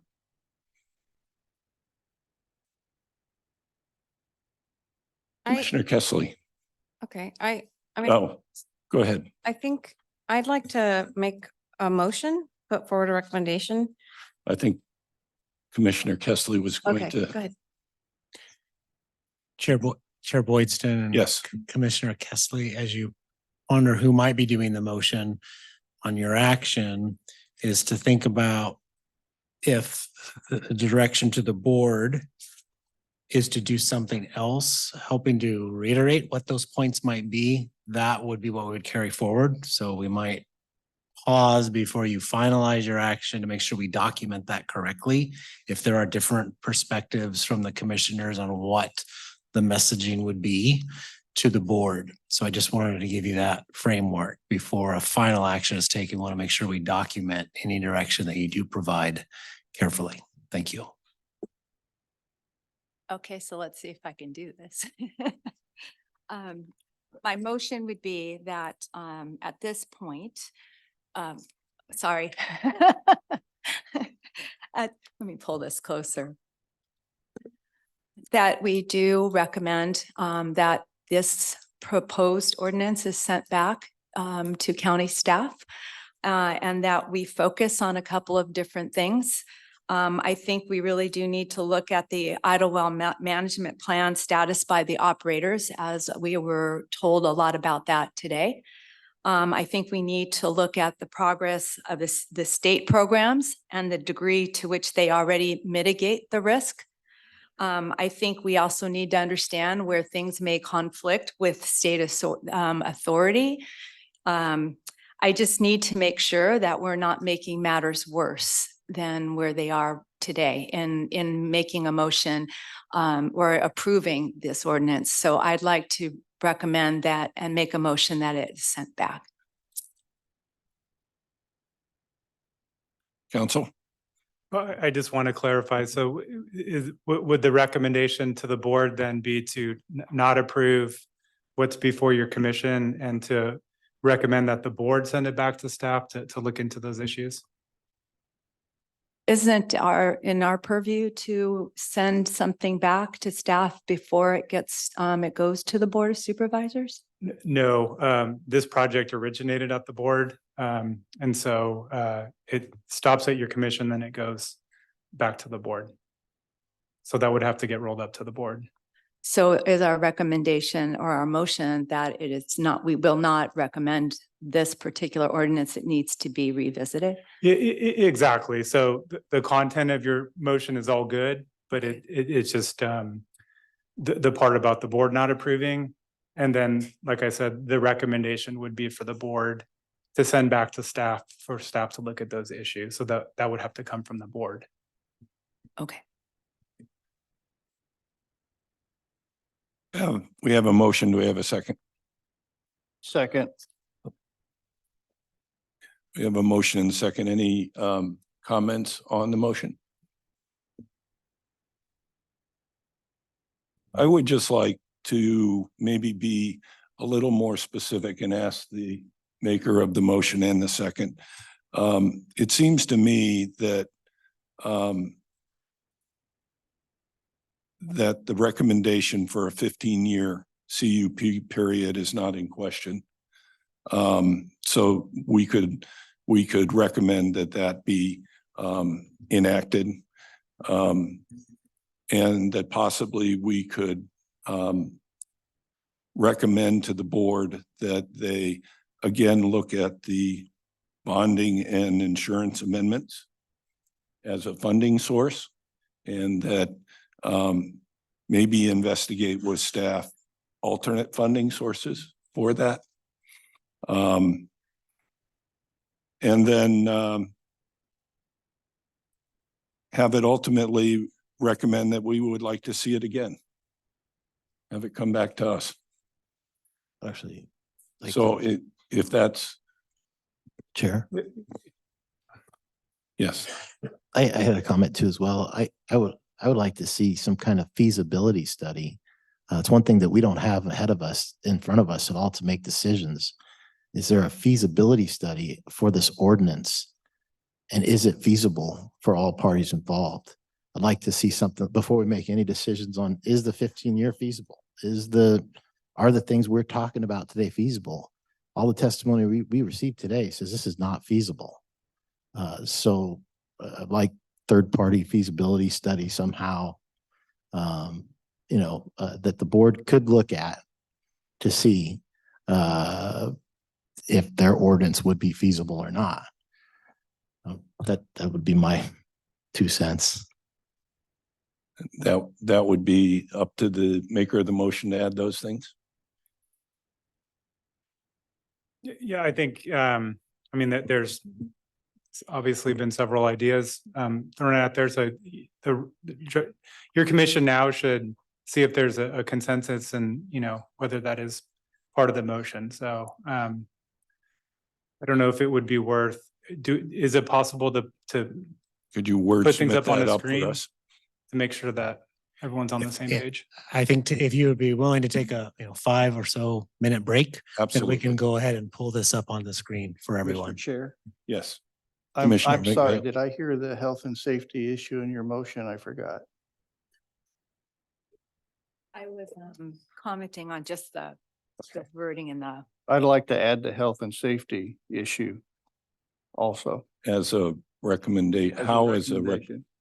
Yes. and, okay. Okay. How would that be? How would you make that recommendation? I think the best people that are qualified to do the health and safety issue is one APCD doing some more monitoring perhaps, or maybe just get all the information that they have.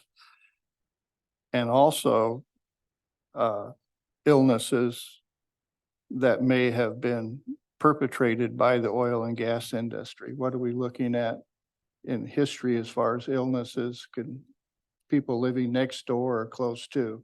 So you're talking about recommending further analysis by staff of the health and safety issues in this Yes. amendment?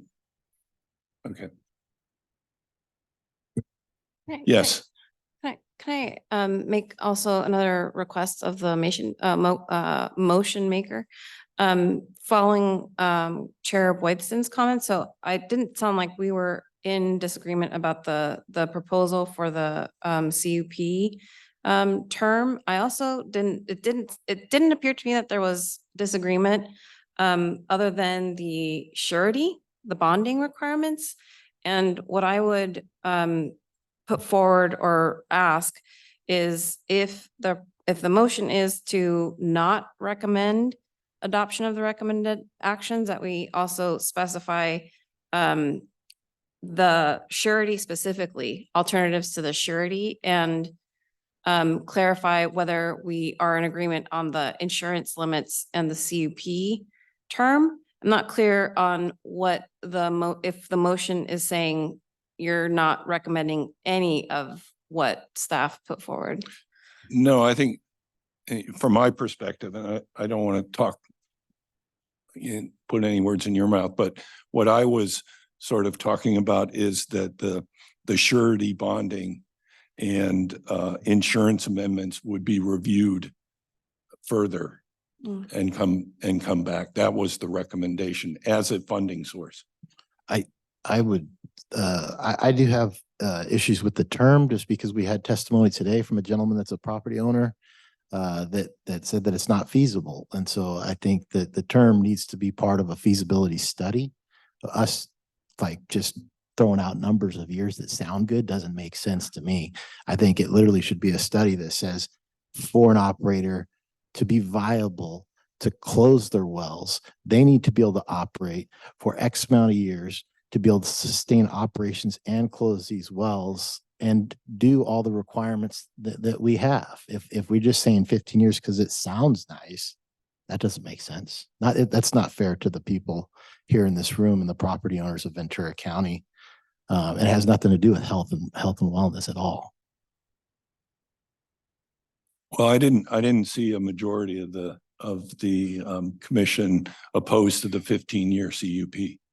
I just because I don't have any data to back up whether that's feasible or not. And when I made the motion, it did include the CUP aspect of it as well, knowing that it would truly impact the business from being able to operate. Every time you have to renew a CUP, there's a tremendous amount of time and cash outlay. And I would rather see that cash go to mitigating orphaned or idle wells, as opposed to having to constantly be in the process of renewing CUPs and battling regulatory agencies to do that. So no, I would, in my motion, I did include that. I just probably didn't specifically state that. Sorry. All right. Well, just to be clear, I won't support the motion if the CUP isn't 15 years, because we had massive discussions last year on that we needed a length of time. It came down from the board that way. We needed a length of time. Climate change is here, climate change is changing, and we need to have a review period. And we all felt at the time, and I still feel now, that 15 years is not a compressed time. In fact, some people say it should be less, but we should have consistent review of these CUPs. And I don't feel 15 years is out of the question. So I won't support any motion that says that we're going to review CUP times again, or recommend shorter or longer or nothing. The 15-year, what happens 15 years and the operator is operating in good faith and the well is safety for the community, we would still be putting another tax on businesses to have to go through the process. I think having some kind of reassurance, I think every year, if they're in compliance with the rules and regulations, not just 15 years, but every year they should still be in compliance with the rules and the regulations of operating their businesses. Putting a cap on the 15 years, what that does Because that puts us also in legal liability for these leases that are already in place. That's again, more money from the taxpayers, unnecessary litigation costs to deal with unwinding leases that are in place now. Well, I will just say CUPs are a process to ensure that policy is appropriate at the time, and also to ensure that things are being done properly. And if things are being done properly, CUPs are a really easy thing to go through. And they're not a big tax on, as far as filing fees on businesses. I respectfully just disagree on the CUP is easy to go through. I've been through a couple of them myself, and it's not easy. But I would not support putting a number on it without some kind of feasibility study. Knowing the decision I'm making today on paper and how it's affecting and will affect long term. Even with a CUP, if a business is not operating within compliance, then they can't operate. They're still going to need to operate legally, whether they have to renew their CUP or not. And they're going to have to worry about the safety and the environment, whether they have to renew their CUP or not. Well, that's why there's a stipulation that the CUP starts, you start the process a year before it actually expires, so that you have the time to go through the proper analysis and staff reports and public hearings that are required for a CUP. So that's why that happens that way. So it's not that one day prior to expiration, do you file for your CUP and they shut you down? That's not the point. No, I get that. I just seen it to where staff could drag that CUP process out. And then they come to renew their CUP and it's still going through the process. And now we're in a situation where these businesses are, one, the county's liable for litigation for these leases that are in place. And two, it could get dragged out and then put out of business because of the process of going through the CUP again. That could happen. That's why a feasibility study, I think, is needed for us to make decisions. Some third party that's saying, hey, we looked at the operators, we looked at the government rules and regulations, we looked at the health and safety, and for all this to work together in harmony, this is the most feasible solution for us, for the county. Well, okay, not to argue, but in order to, I think when you make an amendment to, or make a recommendation to the board that they revisit certain aspects of this this ordinance amendment, there is going to be feasibility studies. There is going to be staff analysis that accompanies it all. Again, we saw in just today, all the work that staff did in doing research. We may not agree that it's enough research or it's in the proper place, but it is being done. And I know you want the idea of a feasibility study to be part of this, but inherently it is. Well, if there was a feasibility study that was part of this process, they would know that it's just not financially viable to enact this ordinance. It's just from the testimony that we have today. So I don't believe that there's been a true feasibility study done on every aspect of this ordinance to see if it's truly a viable ordinance to create the harmony between the business, the people of Ventura County, and the government and the regulators of Ventura County, and the health and safety, well-being. We want to have viable operators so that they can continue to do the good work that they're doing. And if we're putting on something that's not feasible for them to do, they're not going to be able to continue to do. They're going to go out of this. Is exactly what the regulation is intended to force these guys out of business. That's what this regulation is intended to do, as it is worded right now. Right, and I think that's why we're not passing it as it's worded right now. Yeah, that's why I'd like to see feasibility on every aspect that would go forward to address those issues. That's just my 2 cents. Well, let's have Dave, and with all that discussion, Let's have you put something up so we can all look at it in a definitive sort of manner. And then we can discuss if we can get the consensus on this motion. So we'll take, how long do you need, Dave? 10, 15, No, give us 10 minutes. 10 minutes? Fine.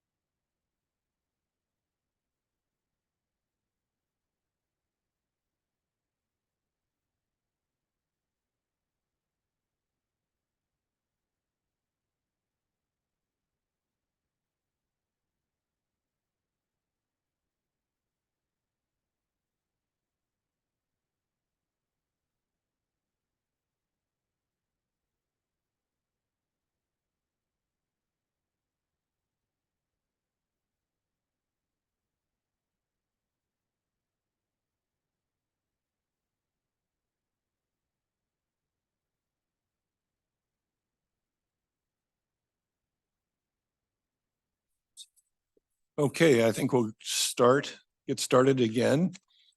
Dave, floor is yours on typing up these possibilities. Yes. Chair Boydstrom, can I have ask one question to County Council before we start? Just, Sure. An alternative. I'm wondering, is it possible to, instead of sending this back and going to the Board of Supervisors, can we continue this hearing and allow for staff to answer all the questions and bring back all the information instead of sending it to the board? I'm going to say no. I mean, it would depend if there are very targeted things that you're asking for.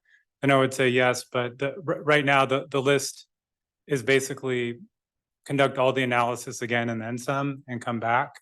And so the problem with that legislatively is that the board gave staff direction to do something. We've already been working on it for a long time. And so we, you know, we've done our best, but at some point it needs to come back to the board. And so unless there's something targeted, which I'm not hearing, I'm hearing there's issues with the whole ordinance, which is fine. And that's your job to provide a recommendation, yay or nay. So unless there's something specific that you want us to look into, I would say no. And the main thing in terms of your recommended actions is to focus on the regulations themselves. Like I said, yay or nay or changes. And so that's the main job of your commission, is to reach consensus on the regulations. In terms of the other things that you'd like staff to look into, you like the board to ask staff to look into more.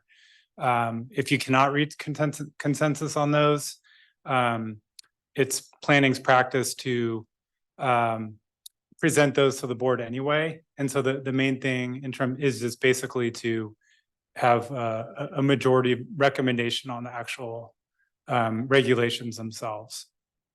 So that's went beyond your question, but wanted to provide your guidance on that too. Okay. Dave. Thank you, Chair Boydson, Commissioner. So on the screen is what we believe the motion is. We'll read through it. I can certainly make adjustments as needed. So motion by Commissioner Kessley, recommend the board not adopt the NCZO and CZO ordinances as proposed. Recommend the board to send the ordinances back to planning staff for more analysis on 2 points: study operators' idle well plans. To what degree do state programs address the issues the ordinances are trying to address? Give me a second here. And a second by McPhail. And then what we heard were several potential amendments. So I just wanted to list those out because you had a lot of deliberative discussions here. One from Chair Boydston, amend to approve the 15-year CUP term. That's one component. From Commissioner Sandland, request for a feasibility study on the ordinances. Commissioner McPhail, study for public health and safety by county APCD for emissions and assessment of oil and gas operations on human health. Chair Boydston, investigate alternative funding sources to insurance and sureties. And then Vice Chair Garcia, study alternatives for sureties. So if either of those you want to address, we can make modifications for, and we're at your discretion.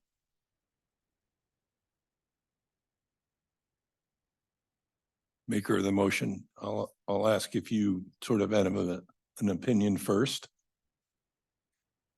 So it's a little confusing. Is this all part of the motion now from what? Only the first half, the top part. The bottom part was just highlighting what items were discussed through the deliberations. So I would need to then add those to the motion. That's correct. Is that correct? If you choose, yes. Okay. I would like to add Commissioner Sandland's feasibility study. I believe that's imperative and important. Commissioner McPhail, I'm perfectly great about adding the health and safety concerns because we're all about that. And Commissioner Garcia, I agree that we need to study alternatives for surety, and I believe that Commissioner Boydstrom said, Chair Boydstrom said the same thing. So, and I think that covers it.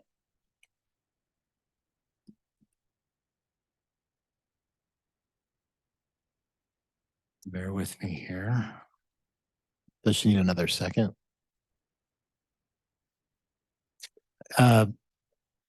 Chair Boydston, I think it would be back to Commissioner McVale Yes. if he agrees.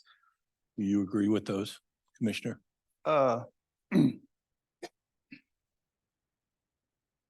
we're adding 2, 3, 4, and 5, but eliminating number 1. Yes, that looks like the result of Commissioner Kessley's direction. But I've covered them up. I've copied them up above. So So I- 4 and 5 are basically the same. and yes, I have just a comment because I think my intent was I was asking a question. I wasn't saying that we should, I wasn't recommending to the motion maker that that we add study alternatives for sureties. I was only asking if that was what the motion maker was, if that was the main point, that if she was also, if we were not in agreement about, I was just asking for clarification about what we were not in agreement about. I'm sorry. I didn't mean to put that forward as a recommendation. That's just for the record. That's not my recommendation. Okay. For a motion amendment. So I would guess if the motion maker thought that 4 and 5 were the same thing and chose 5, is the motion maker now choosing 4 or not? Well, I do believe that it's covered in doing a feasibility study in the entire ordinance. So I think it's covered in that, yes. Well, I including think, I think the more specific we can be, the better direction we can give to the board. Well, we certainly do need to look at the surety issue. Yes, for sure. And, coming from the perspective of not having been here for prior hearings, the fact that I'm asking pretty much the same questions that were asked in the last 2 hearings may lend some credibility to the fact that we do need to have a little bit more information and feasibility studies done on even the 15-year CUP with the experience I have. So that's why I'm including that in the motion. Second, I just have a quick question for Commissioner Sandlin. Does feasibility study on the ordinance include the 15-year? It does, because we had testimony today from a gentleman, a property owner, who stated that he's not getting anybody to willing to operate, whether to drill and responsibly or to plug the wells on that property with 15 years isn't enough for him. So I figured we needed a feasibility study. I know, when you take on a significant financial risk, you have to be able to lay out that cash flow for X amount of years. And for us up here to say X amount of years, to me, doesn't make sense unless we had some kind of data that backed it up. Okay. If the maker of the motion's happy, I'm happy. any further discussion? Can I just make a comment about Yes. the recommendation? I think feasibility study, I don't think that's specific enough. It's unclear to me if the proposal is to assess if this is feasible for the industry or if it's a recommendation to assess feasibility for the county to adopt its own updated insurance limits and surety. So there already are in the zoning ordinance surety requirements and insurance requirements, if I'm understanding the staff report correctly. So I don't think that's clear enough direction as far as a recommendation to the Board of Supervisors. And on the what I was hearing is where there's a primary kind of disagreement or lack of understanding is on the surety requirement and the viability and feasibility of the proposed surety requirements. And in looking at the proposed zoning ordinance amended language, I noticed that there was an addition there's a provision in the proposed zoning, the redlined zoning ordinance that says that the operator may apply for reduced or eliminated county sureties pursuant to the section in the zoning ordinance. So staff didn't really touch on that, but it seemed like that there was already some consideration for a reduction or elimination of county sureties in the zoning ordinance as proposed. So I personally don't think this is clear. I think this motion is based on a premise of just an assumption that's unfounded that the proposed insurance and surety requirements would put companies out of business, when I think staff has taken that into consideration and provided for potential reduction or elimination of the surety, which seemed to be the main item causing consternation. Commissioner Sandlin. If you'd like me to clarify the feasibility study, it is on the complete ordinance. Reason being, that number of 25% we talked about was a number that was basically made up in air, and it wasn't backed by any data of a feasibility study. So truly, it's, is this feasible for our Ventura County operators,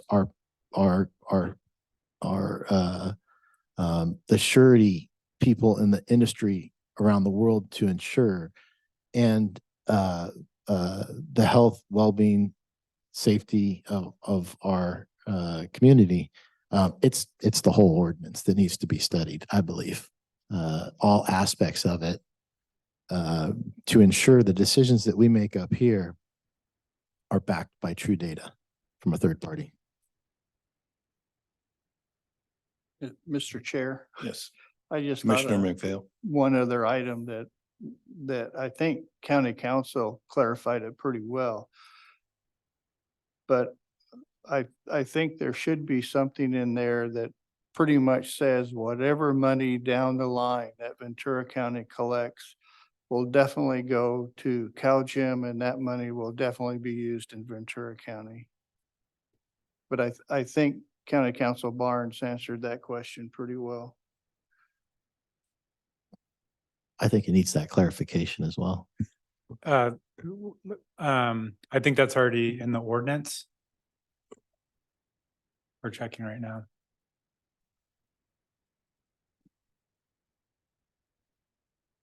We comment? Yes, Commissioner Sandlin. Yeah, it's in the ordinance, but I just kind of want to make sure we're going to get the bang for our buck.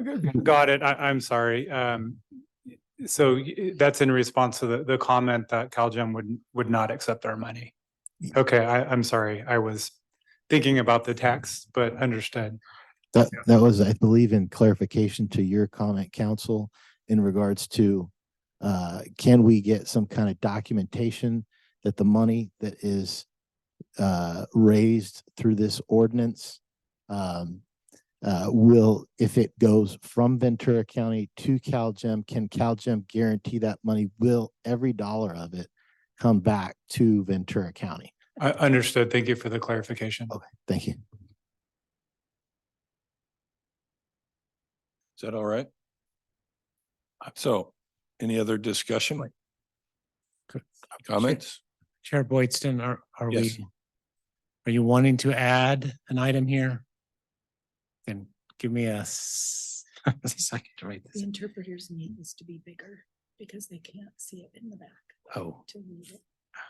all right, hold on. Hold on. Give me a So second. you could- Okay, I was gonna say you could You have to type interpret it, faster, Dave. but you- Oh, you see that? Yes, there, I know. Yeah, there's more, but I'm trying to confirm.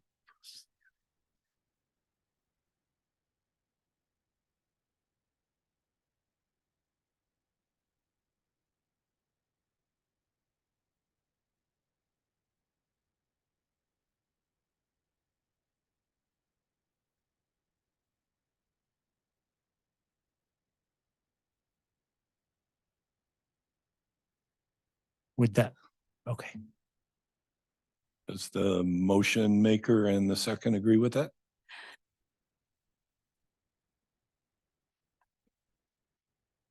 I am in favor of moving forward with the motion as presented on the screen. Same. Okay, we have a motion by Commissioner Kessley, a second by Commissioner McVeigh. Luce, can you take the vote?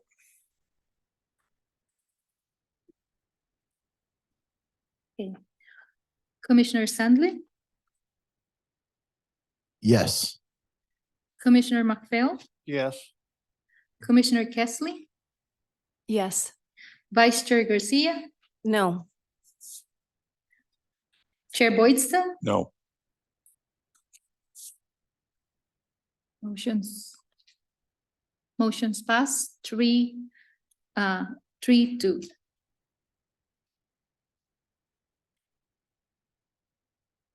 Okay. So the motion passed. 3-2, as Luce called out. We will move on to item 7, which is a report from the planning director on board actions and other matters.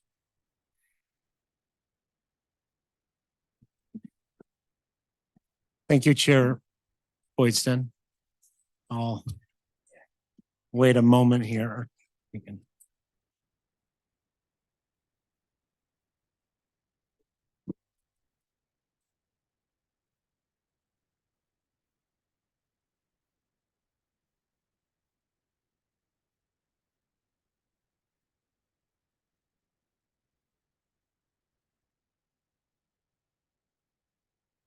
Okay.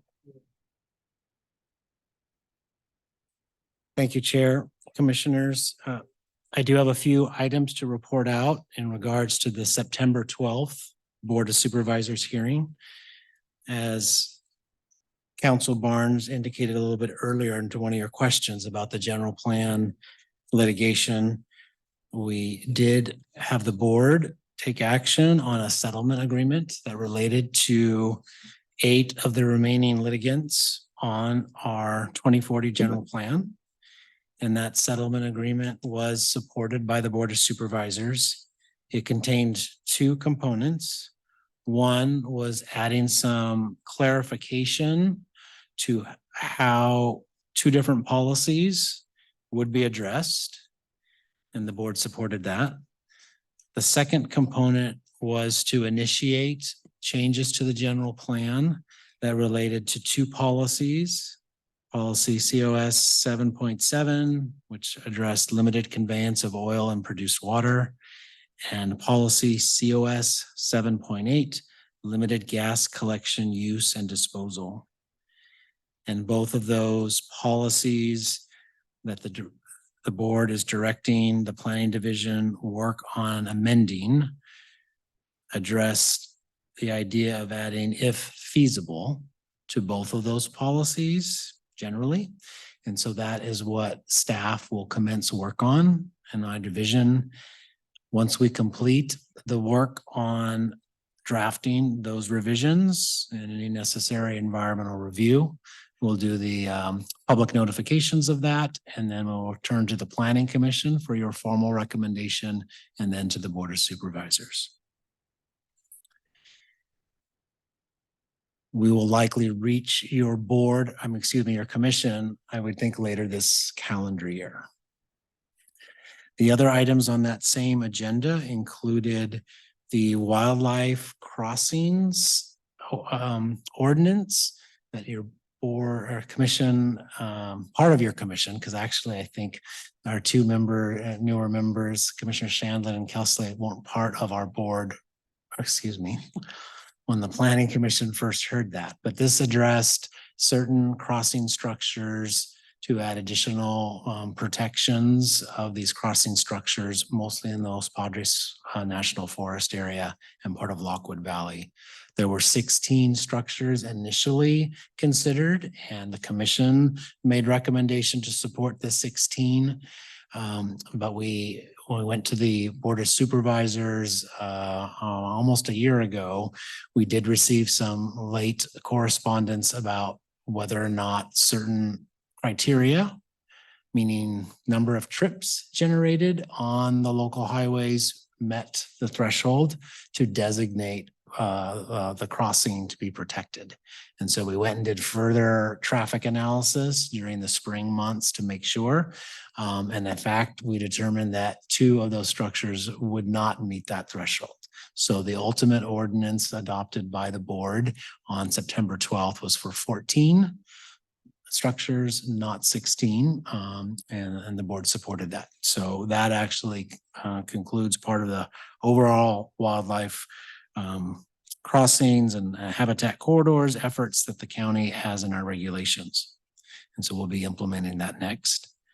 And then the other item that was considered that your commission recently did see during the summer months was from the CEO Sustainability Division when they came before your commission to address the Ventura County Climate Emergency Council recommendations to the board to look at potentially 2 new programs.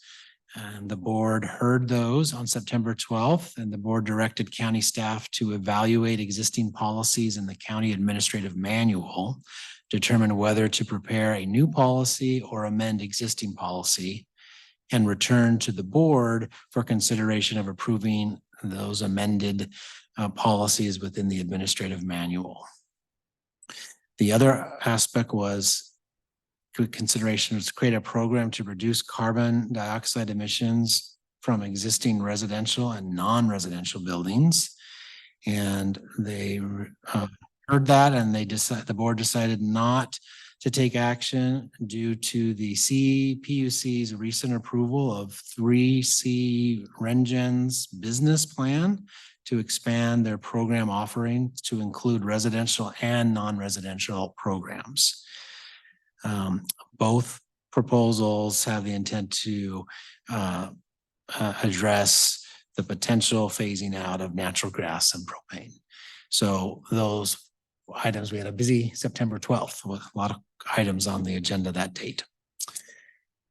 Looking forward on your calendar for future items, we also have a busy October heading your way. On October 5th, we will have 3 items, I believe. The first that we'll be addressing is legislative items related to county initiated amendment to the general plan land use element. Articles 2, 3, 7, 8, and 19 of the non-coastal zoning ordinance to include definition, lot area, exception and use category and development standards for urban parks. We also have another legislative item that relates broadly to the same item, and this is to create new open space parks and recreation zone. And we have a third legislative related item, and this is to consider staff's work on the study of additional potential designated disadvantaged communities, otherwise referred to as DDCs, in the unincorporated areas of the county.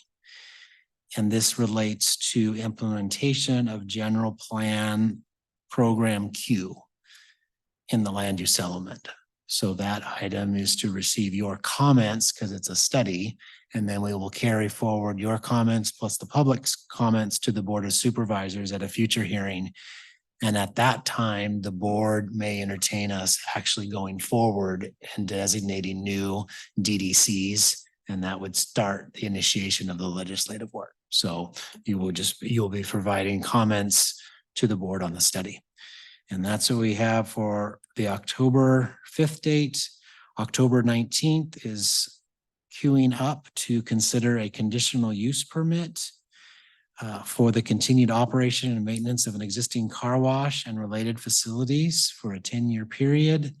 This is located at 11502 North Ventura Avenue, Ojai, so District 1. Thank you. Thank you, Dave. All right. Any items the planning commission would like to introduce?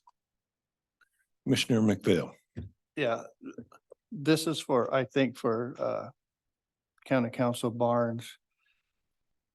The new requirements for us to Zoom is we have to be proof or whatever, we're sick. Unless, otherwise we can't Zoom. And are those set in concrete, or is there a method to try and get to where, like, when we're out of state, we could Zoom in even though we're healthy? Because the last meeting I missed because we were out of state and I wasn't allowed to Zoom in. And I understand the public being able to Zoom and things like that, because for a lot of people, that's the easiest way to communicate with us. But I feel there's got to be a mechanism other than being sick or injured or whatever, that we should be able to Zoom when we're out of state or out of county or whatever. I don't know if it's in concrete or not, but I don't know if any other agencies or whatever have brought that issue up. I may be the only one, but it just seems like it's not feasible. Right. Commissioner McPhail, thanks for asking, and I understand your frustration. Unfortunately, the new rules are part of the Brown Act. And so they are, in fact, narrow exceptions. Like you said, you need to be sick, or you need to be taking care of family members who are sick, or you need to be at a conference related to your duties as a commissioner. So they are unfortunately narrow, and so it would be up to the state to relax the rules, but we don't have the leeway to do that at the local level. Yeah, I realize we can't do it on a local level, but I was just wondering if there was any interest talking to the state about it, that's all. Thank you. Any other items? I had one item. We received 2 handouts to the dais right at the meeting today. And I don't think that does us a whole lot of good, because we're up here deliberating, and I'd like to see some protocol or time frame prior to the meeting, that if people have handouts, that they can get it to us so we have time to review it. And I know a number of other municipalities have that, but establishing a sort of protocol that we can put on the agenda as it goes out, or something, that 2 days prior or something like that, there's a deadline to get written material to us. Chair Boyd and Commissioners, one to-do task on our plate is an update to the bylaws and procedures for the Planning Commission. I'm working with Council Barnes on that, and we can look at that component and bring back if there are options to try to address that. You and I, Chair and I have both worked at the city of Ventura, where they do have those provisions, and personally, it's very helpful to have some way of getting those materials in so they can be fully addressed and reviewed. So we will consider that point when we bring back the bylaws. That work for you? Thank you. All right, seeing nothing else, we're adjourned. Thank you all. Thank you.